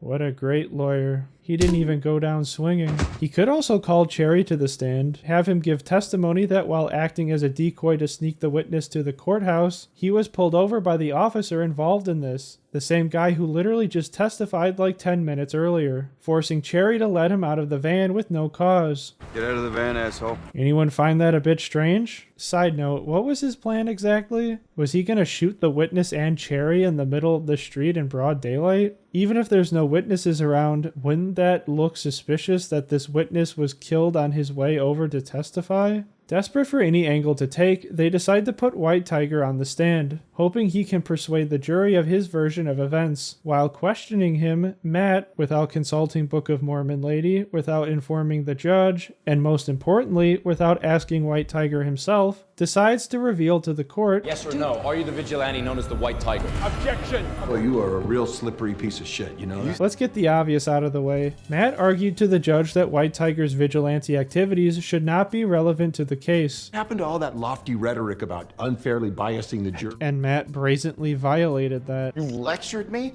about what's right and wrong, and then you have the nerve to stand up and make a mockery of my court. This should be grounds for not only a mistrial, but Matt's disbarment. But the judge decides to let the trial go on because It's out already, so I'd say that ship has sailed. even though the prosecution had the cop, the only other person besides White Tiger who was there as far as the court knows, being questioned and giving testimony without having this information known. If I were them, I would want to call that witness back on the stand. Now on to the more pressing issue for me. Matt's character completely gets ruined by this decision. He, above anyone else on the show, should understand the consequences of revealing one's identity. You are. I can't. I'm not doing this. We need to put it all on the table. I don't know you, man. I don't owe you anything. And I don't trust you. Take off the mask. Don't. Jesus. There are people I need to protect. You're my best friend, asshole. See, I was wrong to become your friend, Foggy. I put you in danger and it was selfish of me. Doing this, especially in front of the corrupt cops you know are willing to kill, puts White Tiger's family in severe danger. You should have asked me first. It wasn't your secret to tell. Matt acts as if this never weighed on his mind before. No more friends. At best, they're a distraction. At worst, I put them in jeopardy. Just trying to keep you out of prison, buddy. We were losing. I had to take a big swing. If he's willing to take that big of a swing that puts the case, his legal career, and White Tiger's life in jeopardy, he probably should have tried pushing that witness a little harder than not at all. And if he was able to succeed, the case is won, and he wouldn't have to put White Tiger and his family in danger. So much for seeing that magical amulet in action. You say you don't hear the bullet that gets you. You hear that? It should go without saying, but the supporting characters in Daredevil were just as vital as Matt himself. In that show, we believe is not just because of us in the writing. We believe it's because of the whole cast and the writing. In how they were written, performed, and the impact they had on each season's storylines. I even feel calling Foggy and Karen supporting characters understates how valuable they were. They feel more like co-leads if anything. Their storylines were much more interesting in season 2 than whatever The Hand was doing. I want you to stop what you're doing and fill that hole. Whether it be Foggy trying to come up with legal strategy for the Punisher trial. Trial starts in a few hours. And in lieu of a bullet-damaged brain, our case hinges on getting a dirty medical examiner to crack on the stand. Or Karen searching and obtaining information about Frank's past. Oh my God. What? Oh my God.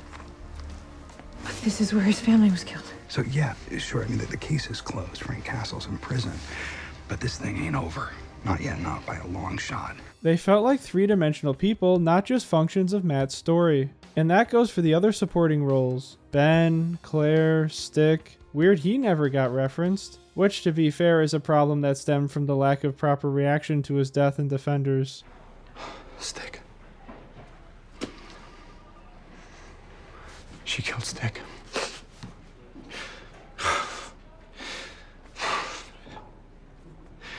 Yeah, Danny. They took Danny. Stick was very important to Matt, despite their strained relationship. You did good, Maddie. I'm proud of you. And Matt was a very important relationship for Stick, despite acting like it wasn't. Your training is over. I expected too much of you. I needed a soldier. You wanted a father.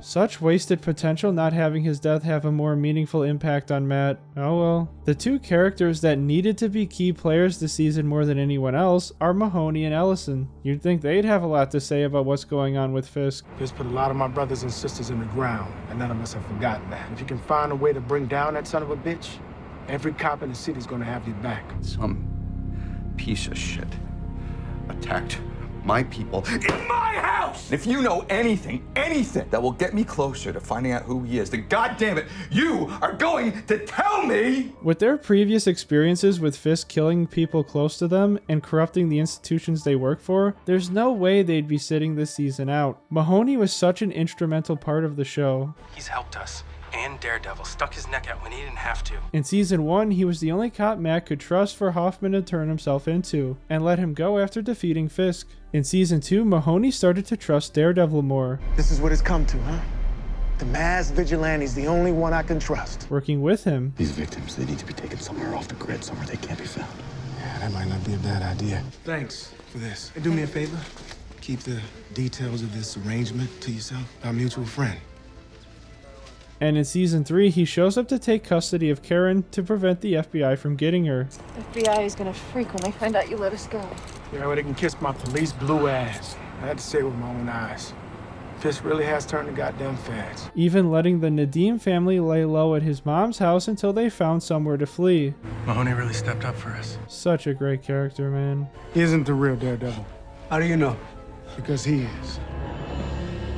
They could have at least given him a cameo at the bar in the end, or swapped Cherry for him. The revelation in episode 1 would hit so much harder if that were the case. Wonder what his reaction to Foggy's death would have been. Wonder what Marcy's was. Remember her? As I went over in episode 1, Foggy appears to be single at the start of Born Again, since he's putting the moves on Book of Mormon lady. Did they break up? Does she still exist? Was she, Mahoney, and Ellison snapped away by Thanos, and Hulk forgot to bring them back? If they did break up, it would be interesting to see how she'd react to what happened. Maybe the relationship ended in a big fight that she now regrets in hindsight. Remember how important she was in taking down Fisk in season 1? Sneaking Foggy a bunch of evidence from her company? Now everybody knows what kind of asshole Fisk really is. We are the ones that made it happen. 3 of us. And Marcy.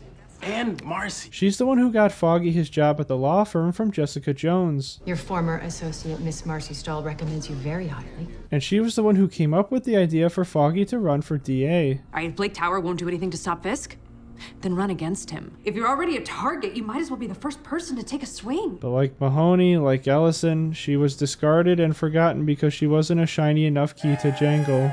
On the topic of people instrumental in taking down Fisk, I want to talk about Agent Ray Nadeem. Whatever happened there? Whatever happened there? The shooting. Whatever happened there? God rest his soul. We first meet Nadeem as he's fallen on hard times financially, after supporting his sister-in-law's cancer treatments because her insurance denied her coverage. Despite the struggling financials, Ray wants to be able to spend money on nice things for his family, like an in-ground pool for his son to have friends over. This causes Ray to push for a promotion at the FBI, but... You're buried in debt, and that makes you a recruitment target. It's bureau policy not to promote someone with that level of vulnerability. Little does Ray know, on his routine visit to offer Fisk a deal he usually denies, he'll finally be getting some good news. I want to make a deal. Seemingly. In exchange for not going after Vanessa, Fisk gives up a bunch of information on the Albanian crime family, leading to several arrests. However, Fisk is attacked in prison for snitching. Seemingly. This causes Fisk to make a deal letting him stay at a safe house for his protection. Logic being, if he dies in prison, he won't be able to continue helping the FBI. Makes me want to throw up to admit it, but New York is safer tonight because of Wilson Fisk. Now I need a shower.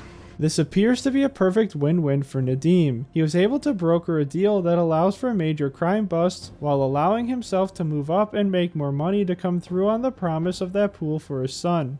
Seemingly.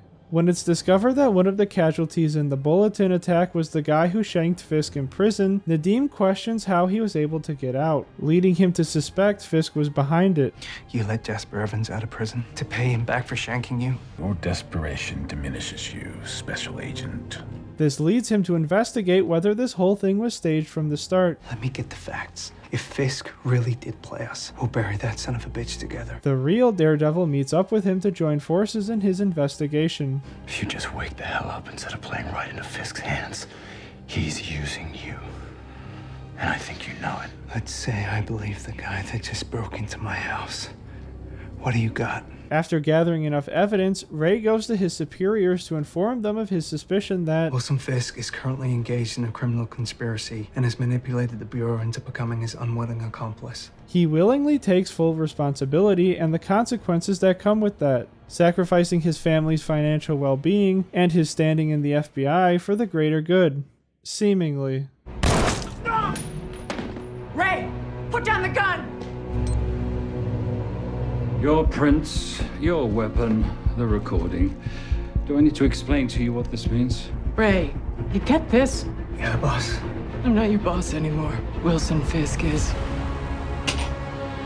Now being forced to be an accomplice to everything Fisk and the corrupted FBI are doing. I used to have 2 children, Ray. They made it look like a hit and run.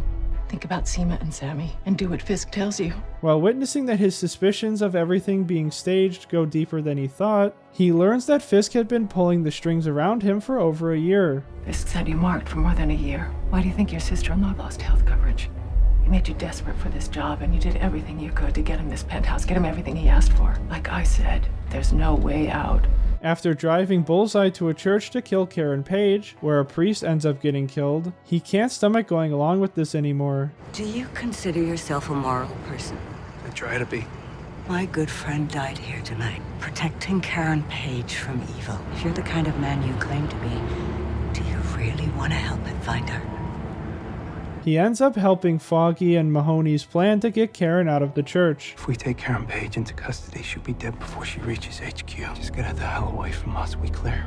Crystal. Even though this puts his family at risk, he still couldn't stand by and let this happen any longer. Once Ray's family is hidden away, Ray offers to testify against Fisk, forcing him to confront his mistakes. And why are we here? Because I took the damn bait! Because I didn't want my son to see me as just an average federal employee. I messed up. I destroyed my life, my family's life, and I would do anything to take it all back again. Agent Nadeem, why are you coming forward now? I hurt people. My pride hurt people, and I need to make that right again. And even though Matt and Foggy could have eventually gotten DA Tower to agree to have Nadeem serve no prison time, he accepts it anyway. He's right. I did the crime. Because deep down, he is truly remorseful at the part he played in all this. You might hear some stories about me. I didn't do them, but I didn't stop them from happening either. That's just as bad. And after having to literally fight his way to the courthouse, Nadeem is able to testify, finally bringing closure to this whole mess, exposing Fisk, and allowing his family to be safe. Seemingly. Turns out, Fisk was able to get to the jury whose hands were tied to vote not to indict him, making it so the testimony is locked away and Fisk remains completely untouched. The grand jury has elected not to indict Wilson Fisk. After everything Nadeem had gone through, he knows there's no way to take down Fisk, keep his family safe, and still be alive. I'm sorry. So he goes back home, which he knows Fisk is monitoring, and allows Bullseye to kill him. In the same plot of Dirt the Pool, that drove him to do all this in the first place, was supposed to go, forever allowing his family to be safe, since they can no longer be used as leverage. But this means any chance Matt, Foggy, and Karen had to take down Fisk through the legal system also died. Seemingly. Before Bullseye showed up, Ray recorded a dying declaration confessing to all the things he witnessed. A dying declaration is exempt from the hearsay rule. What? The court says that a person who believes that they're dying has less incentive to lie. Therefore, anything they say is... You're telling me this is admissible in court? Every damn word. It's the silver bullet to take down Fisk. Which would go on to be corroborated by his boss and other FBI agents working under Fisk. Yes, you guys heard. Special Agent in Charge Hatley flipped. She corroborated Ray's dying declaration. Ray Nadeem sacrificed himself to ensure his family's safety, and so his testimony couldn't be dismissed or locked away. All he wanted was his son to be proud of him, but it caused him to make some serious oversights that he ended up paying for with his life. He didn't deserve the fate he got. He was a good man who was being manipulated into facilitating some very bad things. There's one thing we agree on, Nadeem. It's the greater good. Like house incarceration in exchange for good intel. Sometimes you and I have to hurt one person to save another. But he was willing to forfeit his life and reputation to make it right. Not bad for a pointless character, huh? Ensuring Wilson Fisk will stay behind bars and never be capable of doing something like this ever again. Well, the state of New York isn't gonna make the same mistake. Everyone knows this game now. Fisk won't manipulate the system again. Only to have that motherfucking animal make it so that The whole FBI corruption scandal agent Nadeem Mulvat. It's why my husband was acquitted. You know how much I sacrificed? the only way they could have done him any dirtier is if they reveal the first thing Fisk did when he was acquitted was have his family killed. Why not? Just take everything from him while you're at it. Even a character like Wesley from Season 1 wasn't just some generic lead henchman. He mattered to Fisk. There was one person, an employee that I let become my friend. Eventually, he was like a son to me. James Wesley. It makes Wesley's death hold more weight that it wasn't just forgotten after Season 1. Same with Mrs. Cardenas being mentioned in Season 3. Fisk had Mrs. Cardenas killed. Fisk will hurt more people like her. Little touches like these help the world of Daredevil feel connected and full of people that matter. They may have been minor characters in the narrative, but In each of us, there is a world. Webbing out. Reaching others. What's always kind of excited me about this show is that it's also about the characters. It's not, I mean, we have great action and all that other stuff, but it's really character driven. So all the supporting cast is gone. Most importantly, Foggy and Karen. But you can just go down all of these other supporting roles in the police force, the DA's office, people associated with Fisk each of the seasons, his lawyers, the night nurse. There's this whole world of fantastic supporting characters. They enhanced the show. Foggy, night nurse, Karen, they made Matt more interesting because of the way they interacted with him, what they knew about him, and so Matt was a more interesting character when they were around. Too bad, we got new characters now. Some fresh blood drained out, creating hollow husks. Wow, that worked better than I thought. Let's see how these new ones are set up, starting with the new Karen and Foggy. Cherry and Book of Mormon lady, sharing a combination of their traits. Cherry has the whole investigator thing Karen had, being the person who would dig for info, and the knowing Matt's Daredevil and being against it thing Foggy had, and a bit of Mahoney since he was a cop. Notice how all the comparisons are the surface level components of these characters. Matt usually tasks Cherry with finding information, but we never actually see how Cherry obtains it like we would Karen. He just shows up with exposition without any of the development to make it feel earned or believable. What about the campaign? Completely buttoned up. Every dollar accounted for, every income source absolutely clean. I looked, there's nothing. Powell did everything in cash, kept it all off the books. You testify for them? Is there a case we can hang on him? Nothing I found. I got a call from my guy at the precinct. Said there's a serial killer out there. They're going to a DEF-CON scenario. And then there's the very insulting attempt to replicate the conflict between Matt and Foggy over being Daredevil. Let's be clear on Foggy's issues with Matt being Daredevil. At the core, it's Foggy's concern for his friend. Blood is being shed, And you've donated more than your fair share to the cause. From there, it branches out depending on the season. Season 1 is mostly down to the betrayal Foggy felt from being blindsided, learning his longtime friend had this other side to him. Did you blow up those buildings? Shoot those cops? You really even need to ask that? Yeah, I think I do. As well as the fact Matt isn't as blind as he's been letting on. But you can see, right? Yeah, in a manner of speaking. No manner! Up until this point, Foggy thought Daredevil was just some nut job going around beating people up. As a coward, I wouldn't give for the chance to rip that corny mask off. Please tell me I don't detect a hint of admiration for that terrorist. All terror without the ist. You know what they call that? Nut job. Making him unsure Matt is truly the good man he grew to befriend. Maybe it isn't only about justice, Matt. Maybe it's about you having an excuse to hit someone. I'm doing everything I can to make it a better place. Kinda sounds like what Fisk keeps saying. The conflict eventually resolves as Foggy begins to better understand and trust Matt again. I know I haven't earned it, but I'm asking you to trust me, Foggy. I know what I'm doing. All right. But the core of the conflict still carries into Season 2. You're my partner. I don't want to continue alone. I don't want to lose you.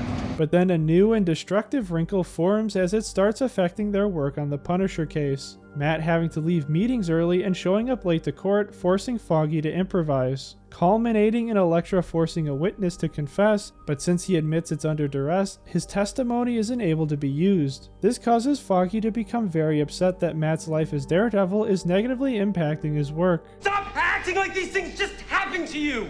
No one's making you go out all hours of the night fighting bad guys, and nobody makes you lie to your friends. Elektra is not the problem, Matt. You are. Then in season 3, after Foggy learns Matt didn't die at the end of Defenders, he becomes concerned that Matt is going off the deep end. Wasn't Matt that I saw, Karen. The way that he spoke to me, something was missing.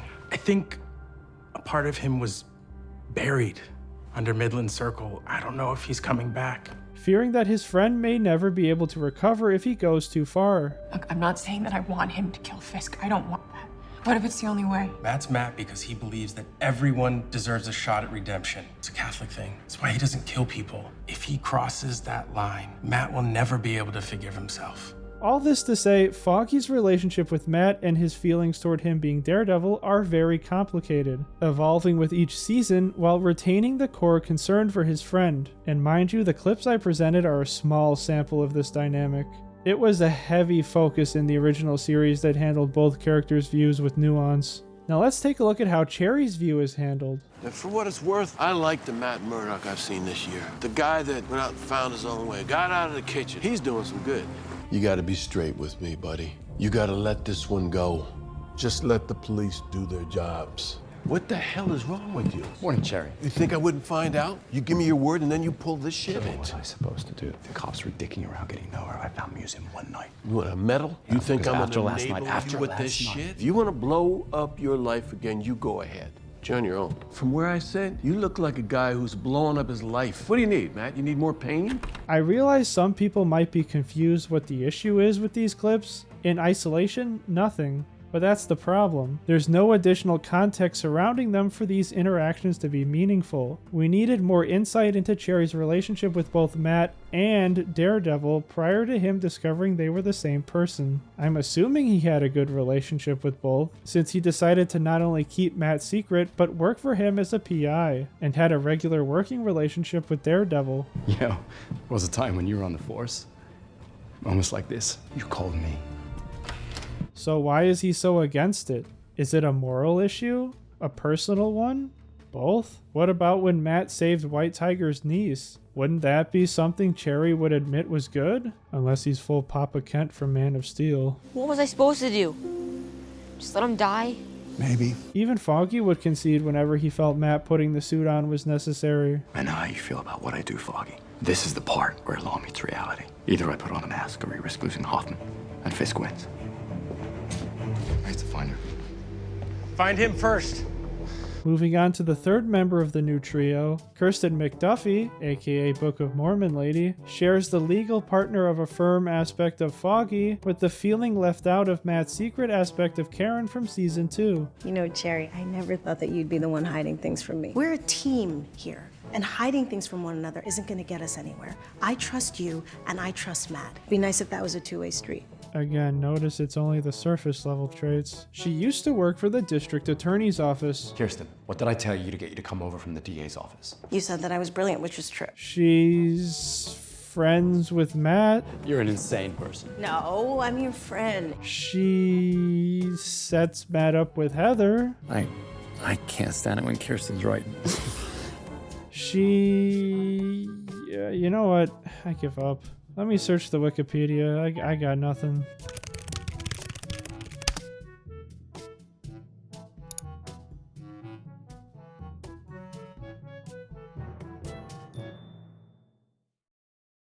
Fitting.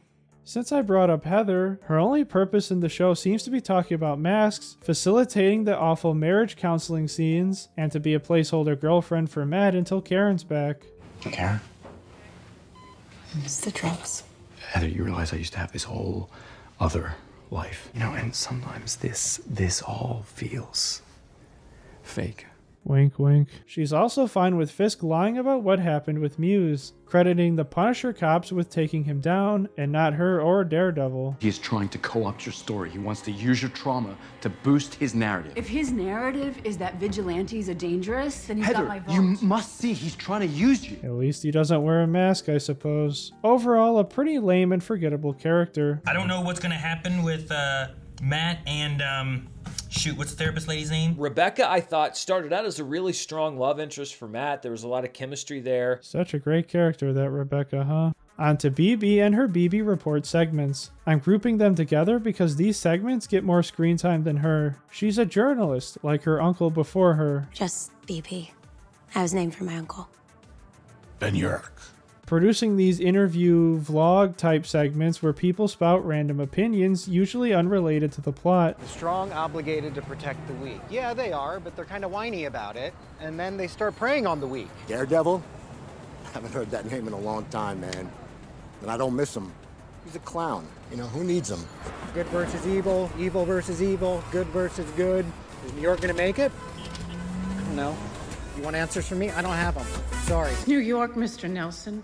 Everybody has an opinion about everything. Whatever it is, it's apparently super important if she covers you. I've been watching the socials and everyone is talking about you. You're even in the Bieber report. Something season 2 could capitalize on is her interacting with Karen, both having been inspired by Ben. Basically, she's filling that role that he filled during the original Netflix series. Ben was a big part of season 1 and the comics. You'd think she'd have a much bigger role to play than her random interviews that don't even feature her, where we follow her investigating Fisk's operations in hopes of exposing him, considering their personal history. Do you know that Wilson Fisk was the main suspect in your uncle's murder?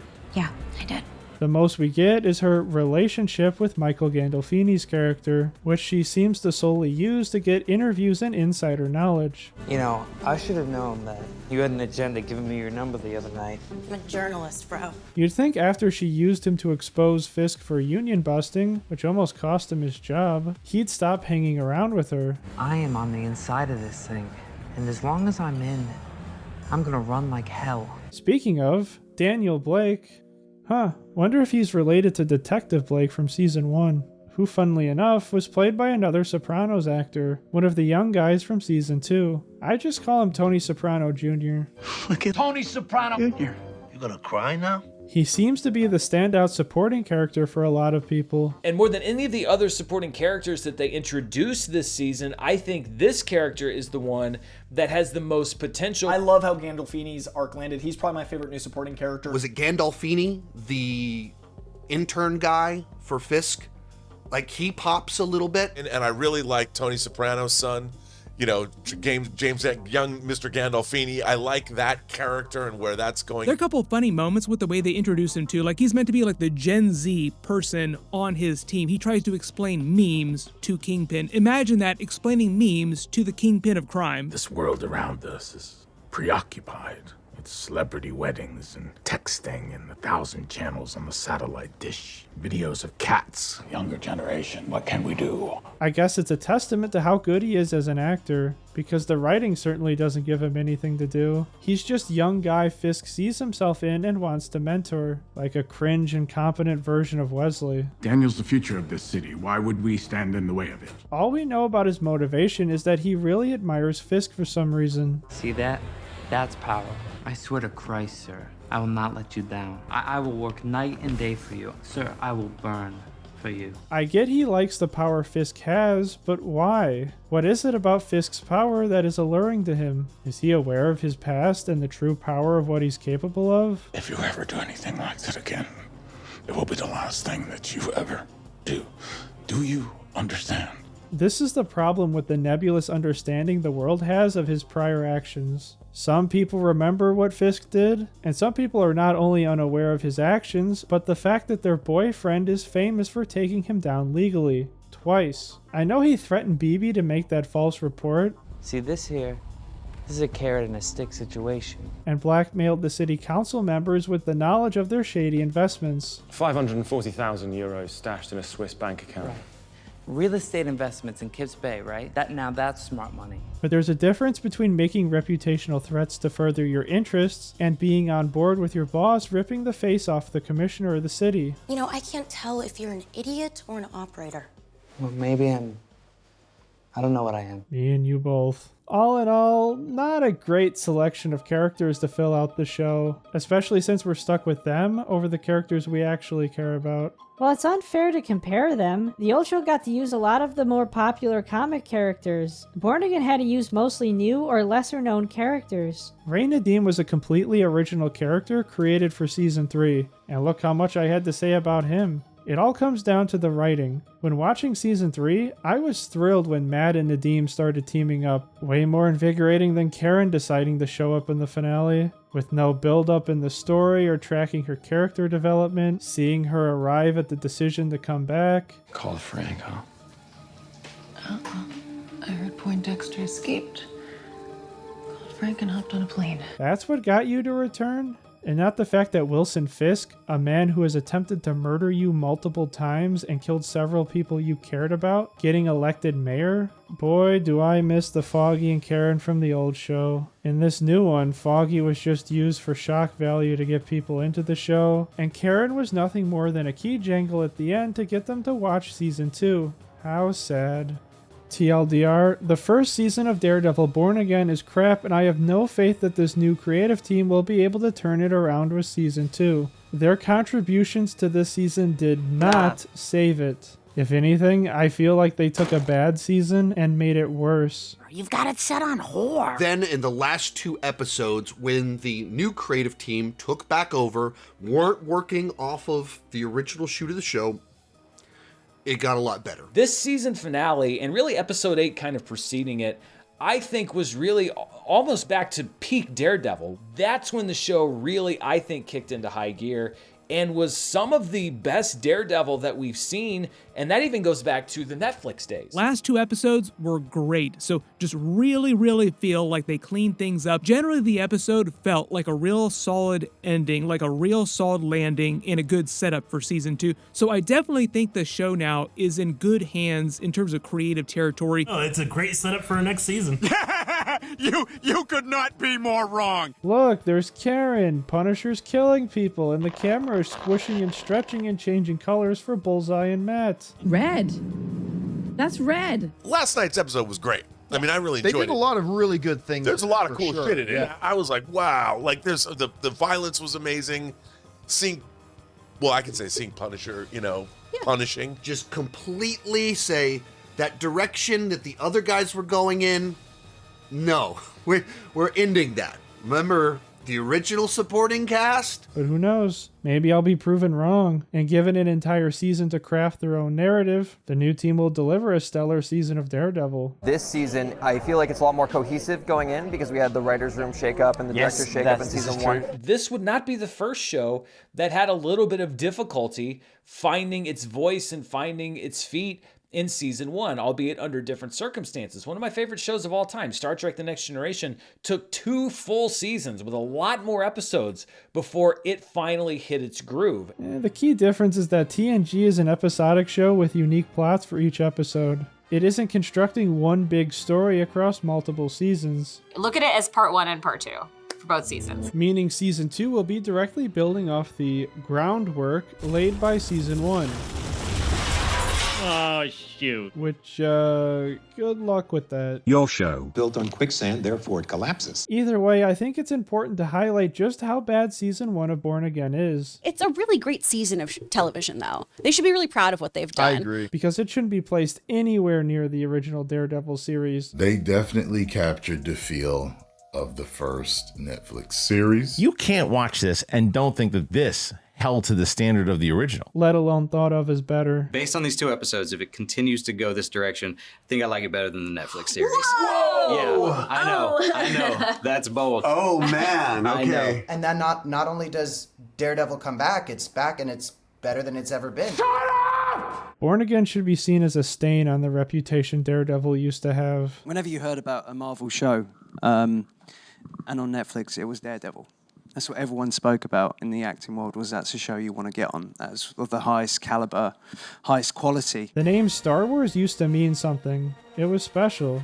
Now it's been watered down by crappy release after crappy release after a string of crappy streaming shows, except for Andor. This overexposure, combined with the volume of garbage, again not counting Andor, has poisoned the special aura Star Wars used to have. And the same is likely to happen here. Not only is season 2 of Born Again on the way, but a 3rd has been greenlit, meaning at the very least we'll be getting just as many bad seasons of Daredevil as there are good. Fingers crossed they don't greenlight seasons 4 or 5 and so on, producing more bad seasons than good.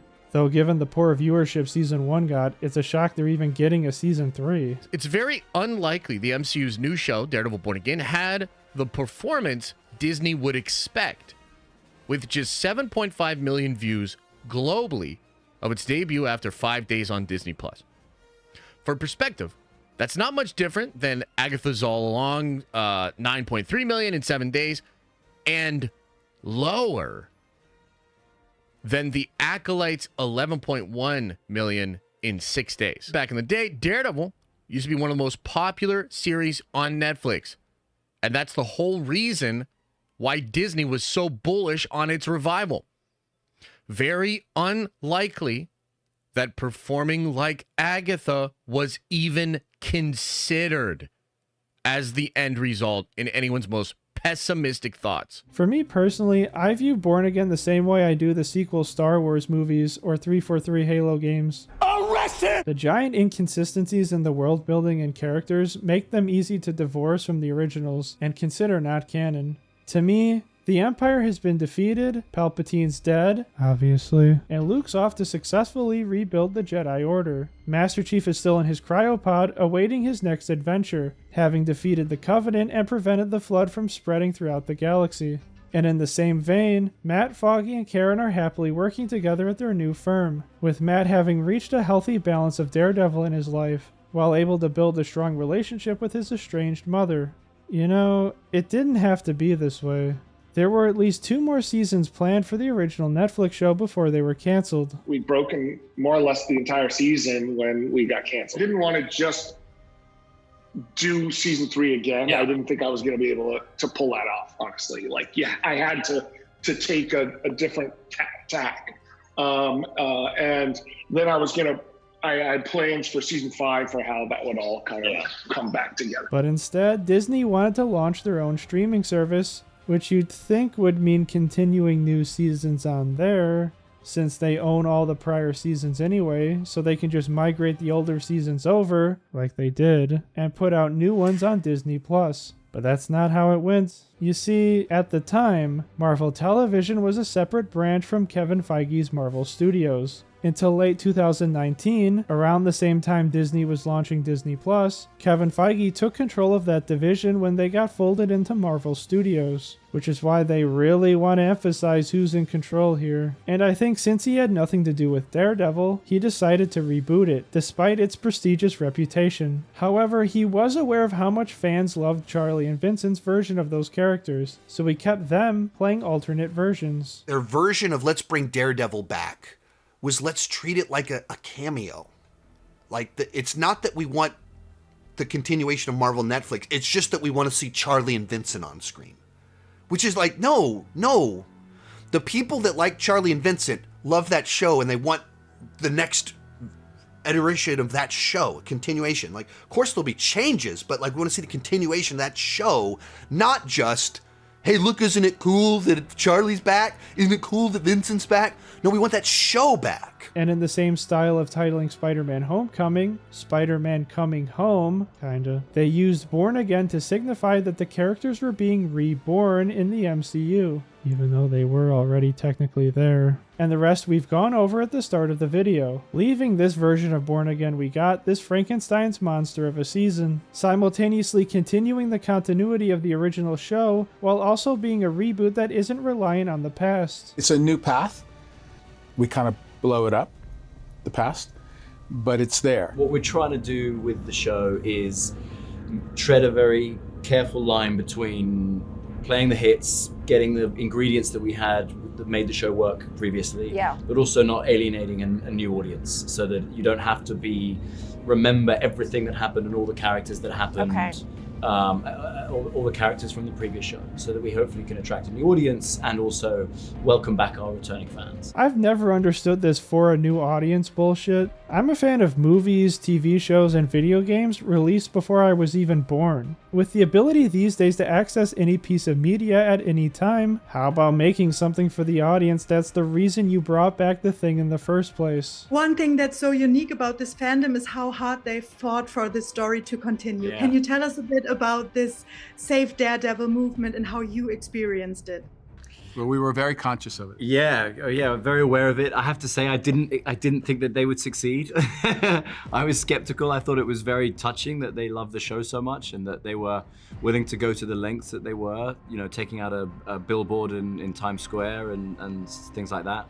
But like, credit to them, man. They just didn't let up, and here we are. I mean, we're so blessed to have that passionate support. Thank you, Save Daredevil. Yeah, thank you, Save Daredevil. To sum everything up, We had a good thing, you stupid son of a bitch. We had everything we needed. It all ran like clockwork. It was perfect. But no, you just had to blow it up.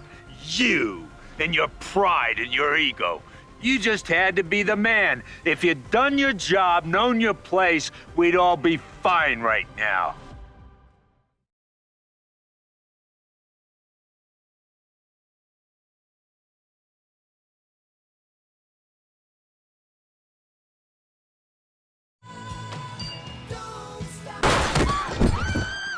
You probably don't even hear it when it happens, right? I cracked off your forehead the other night. Hear that?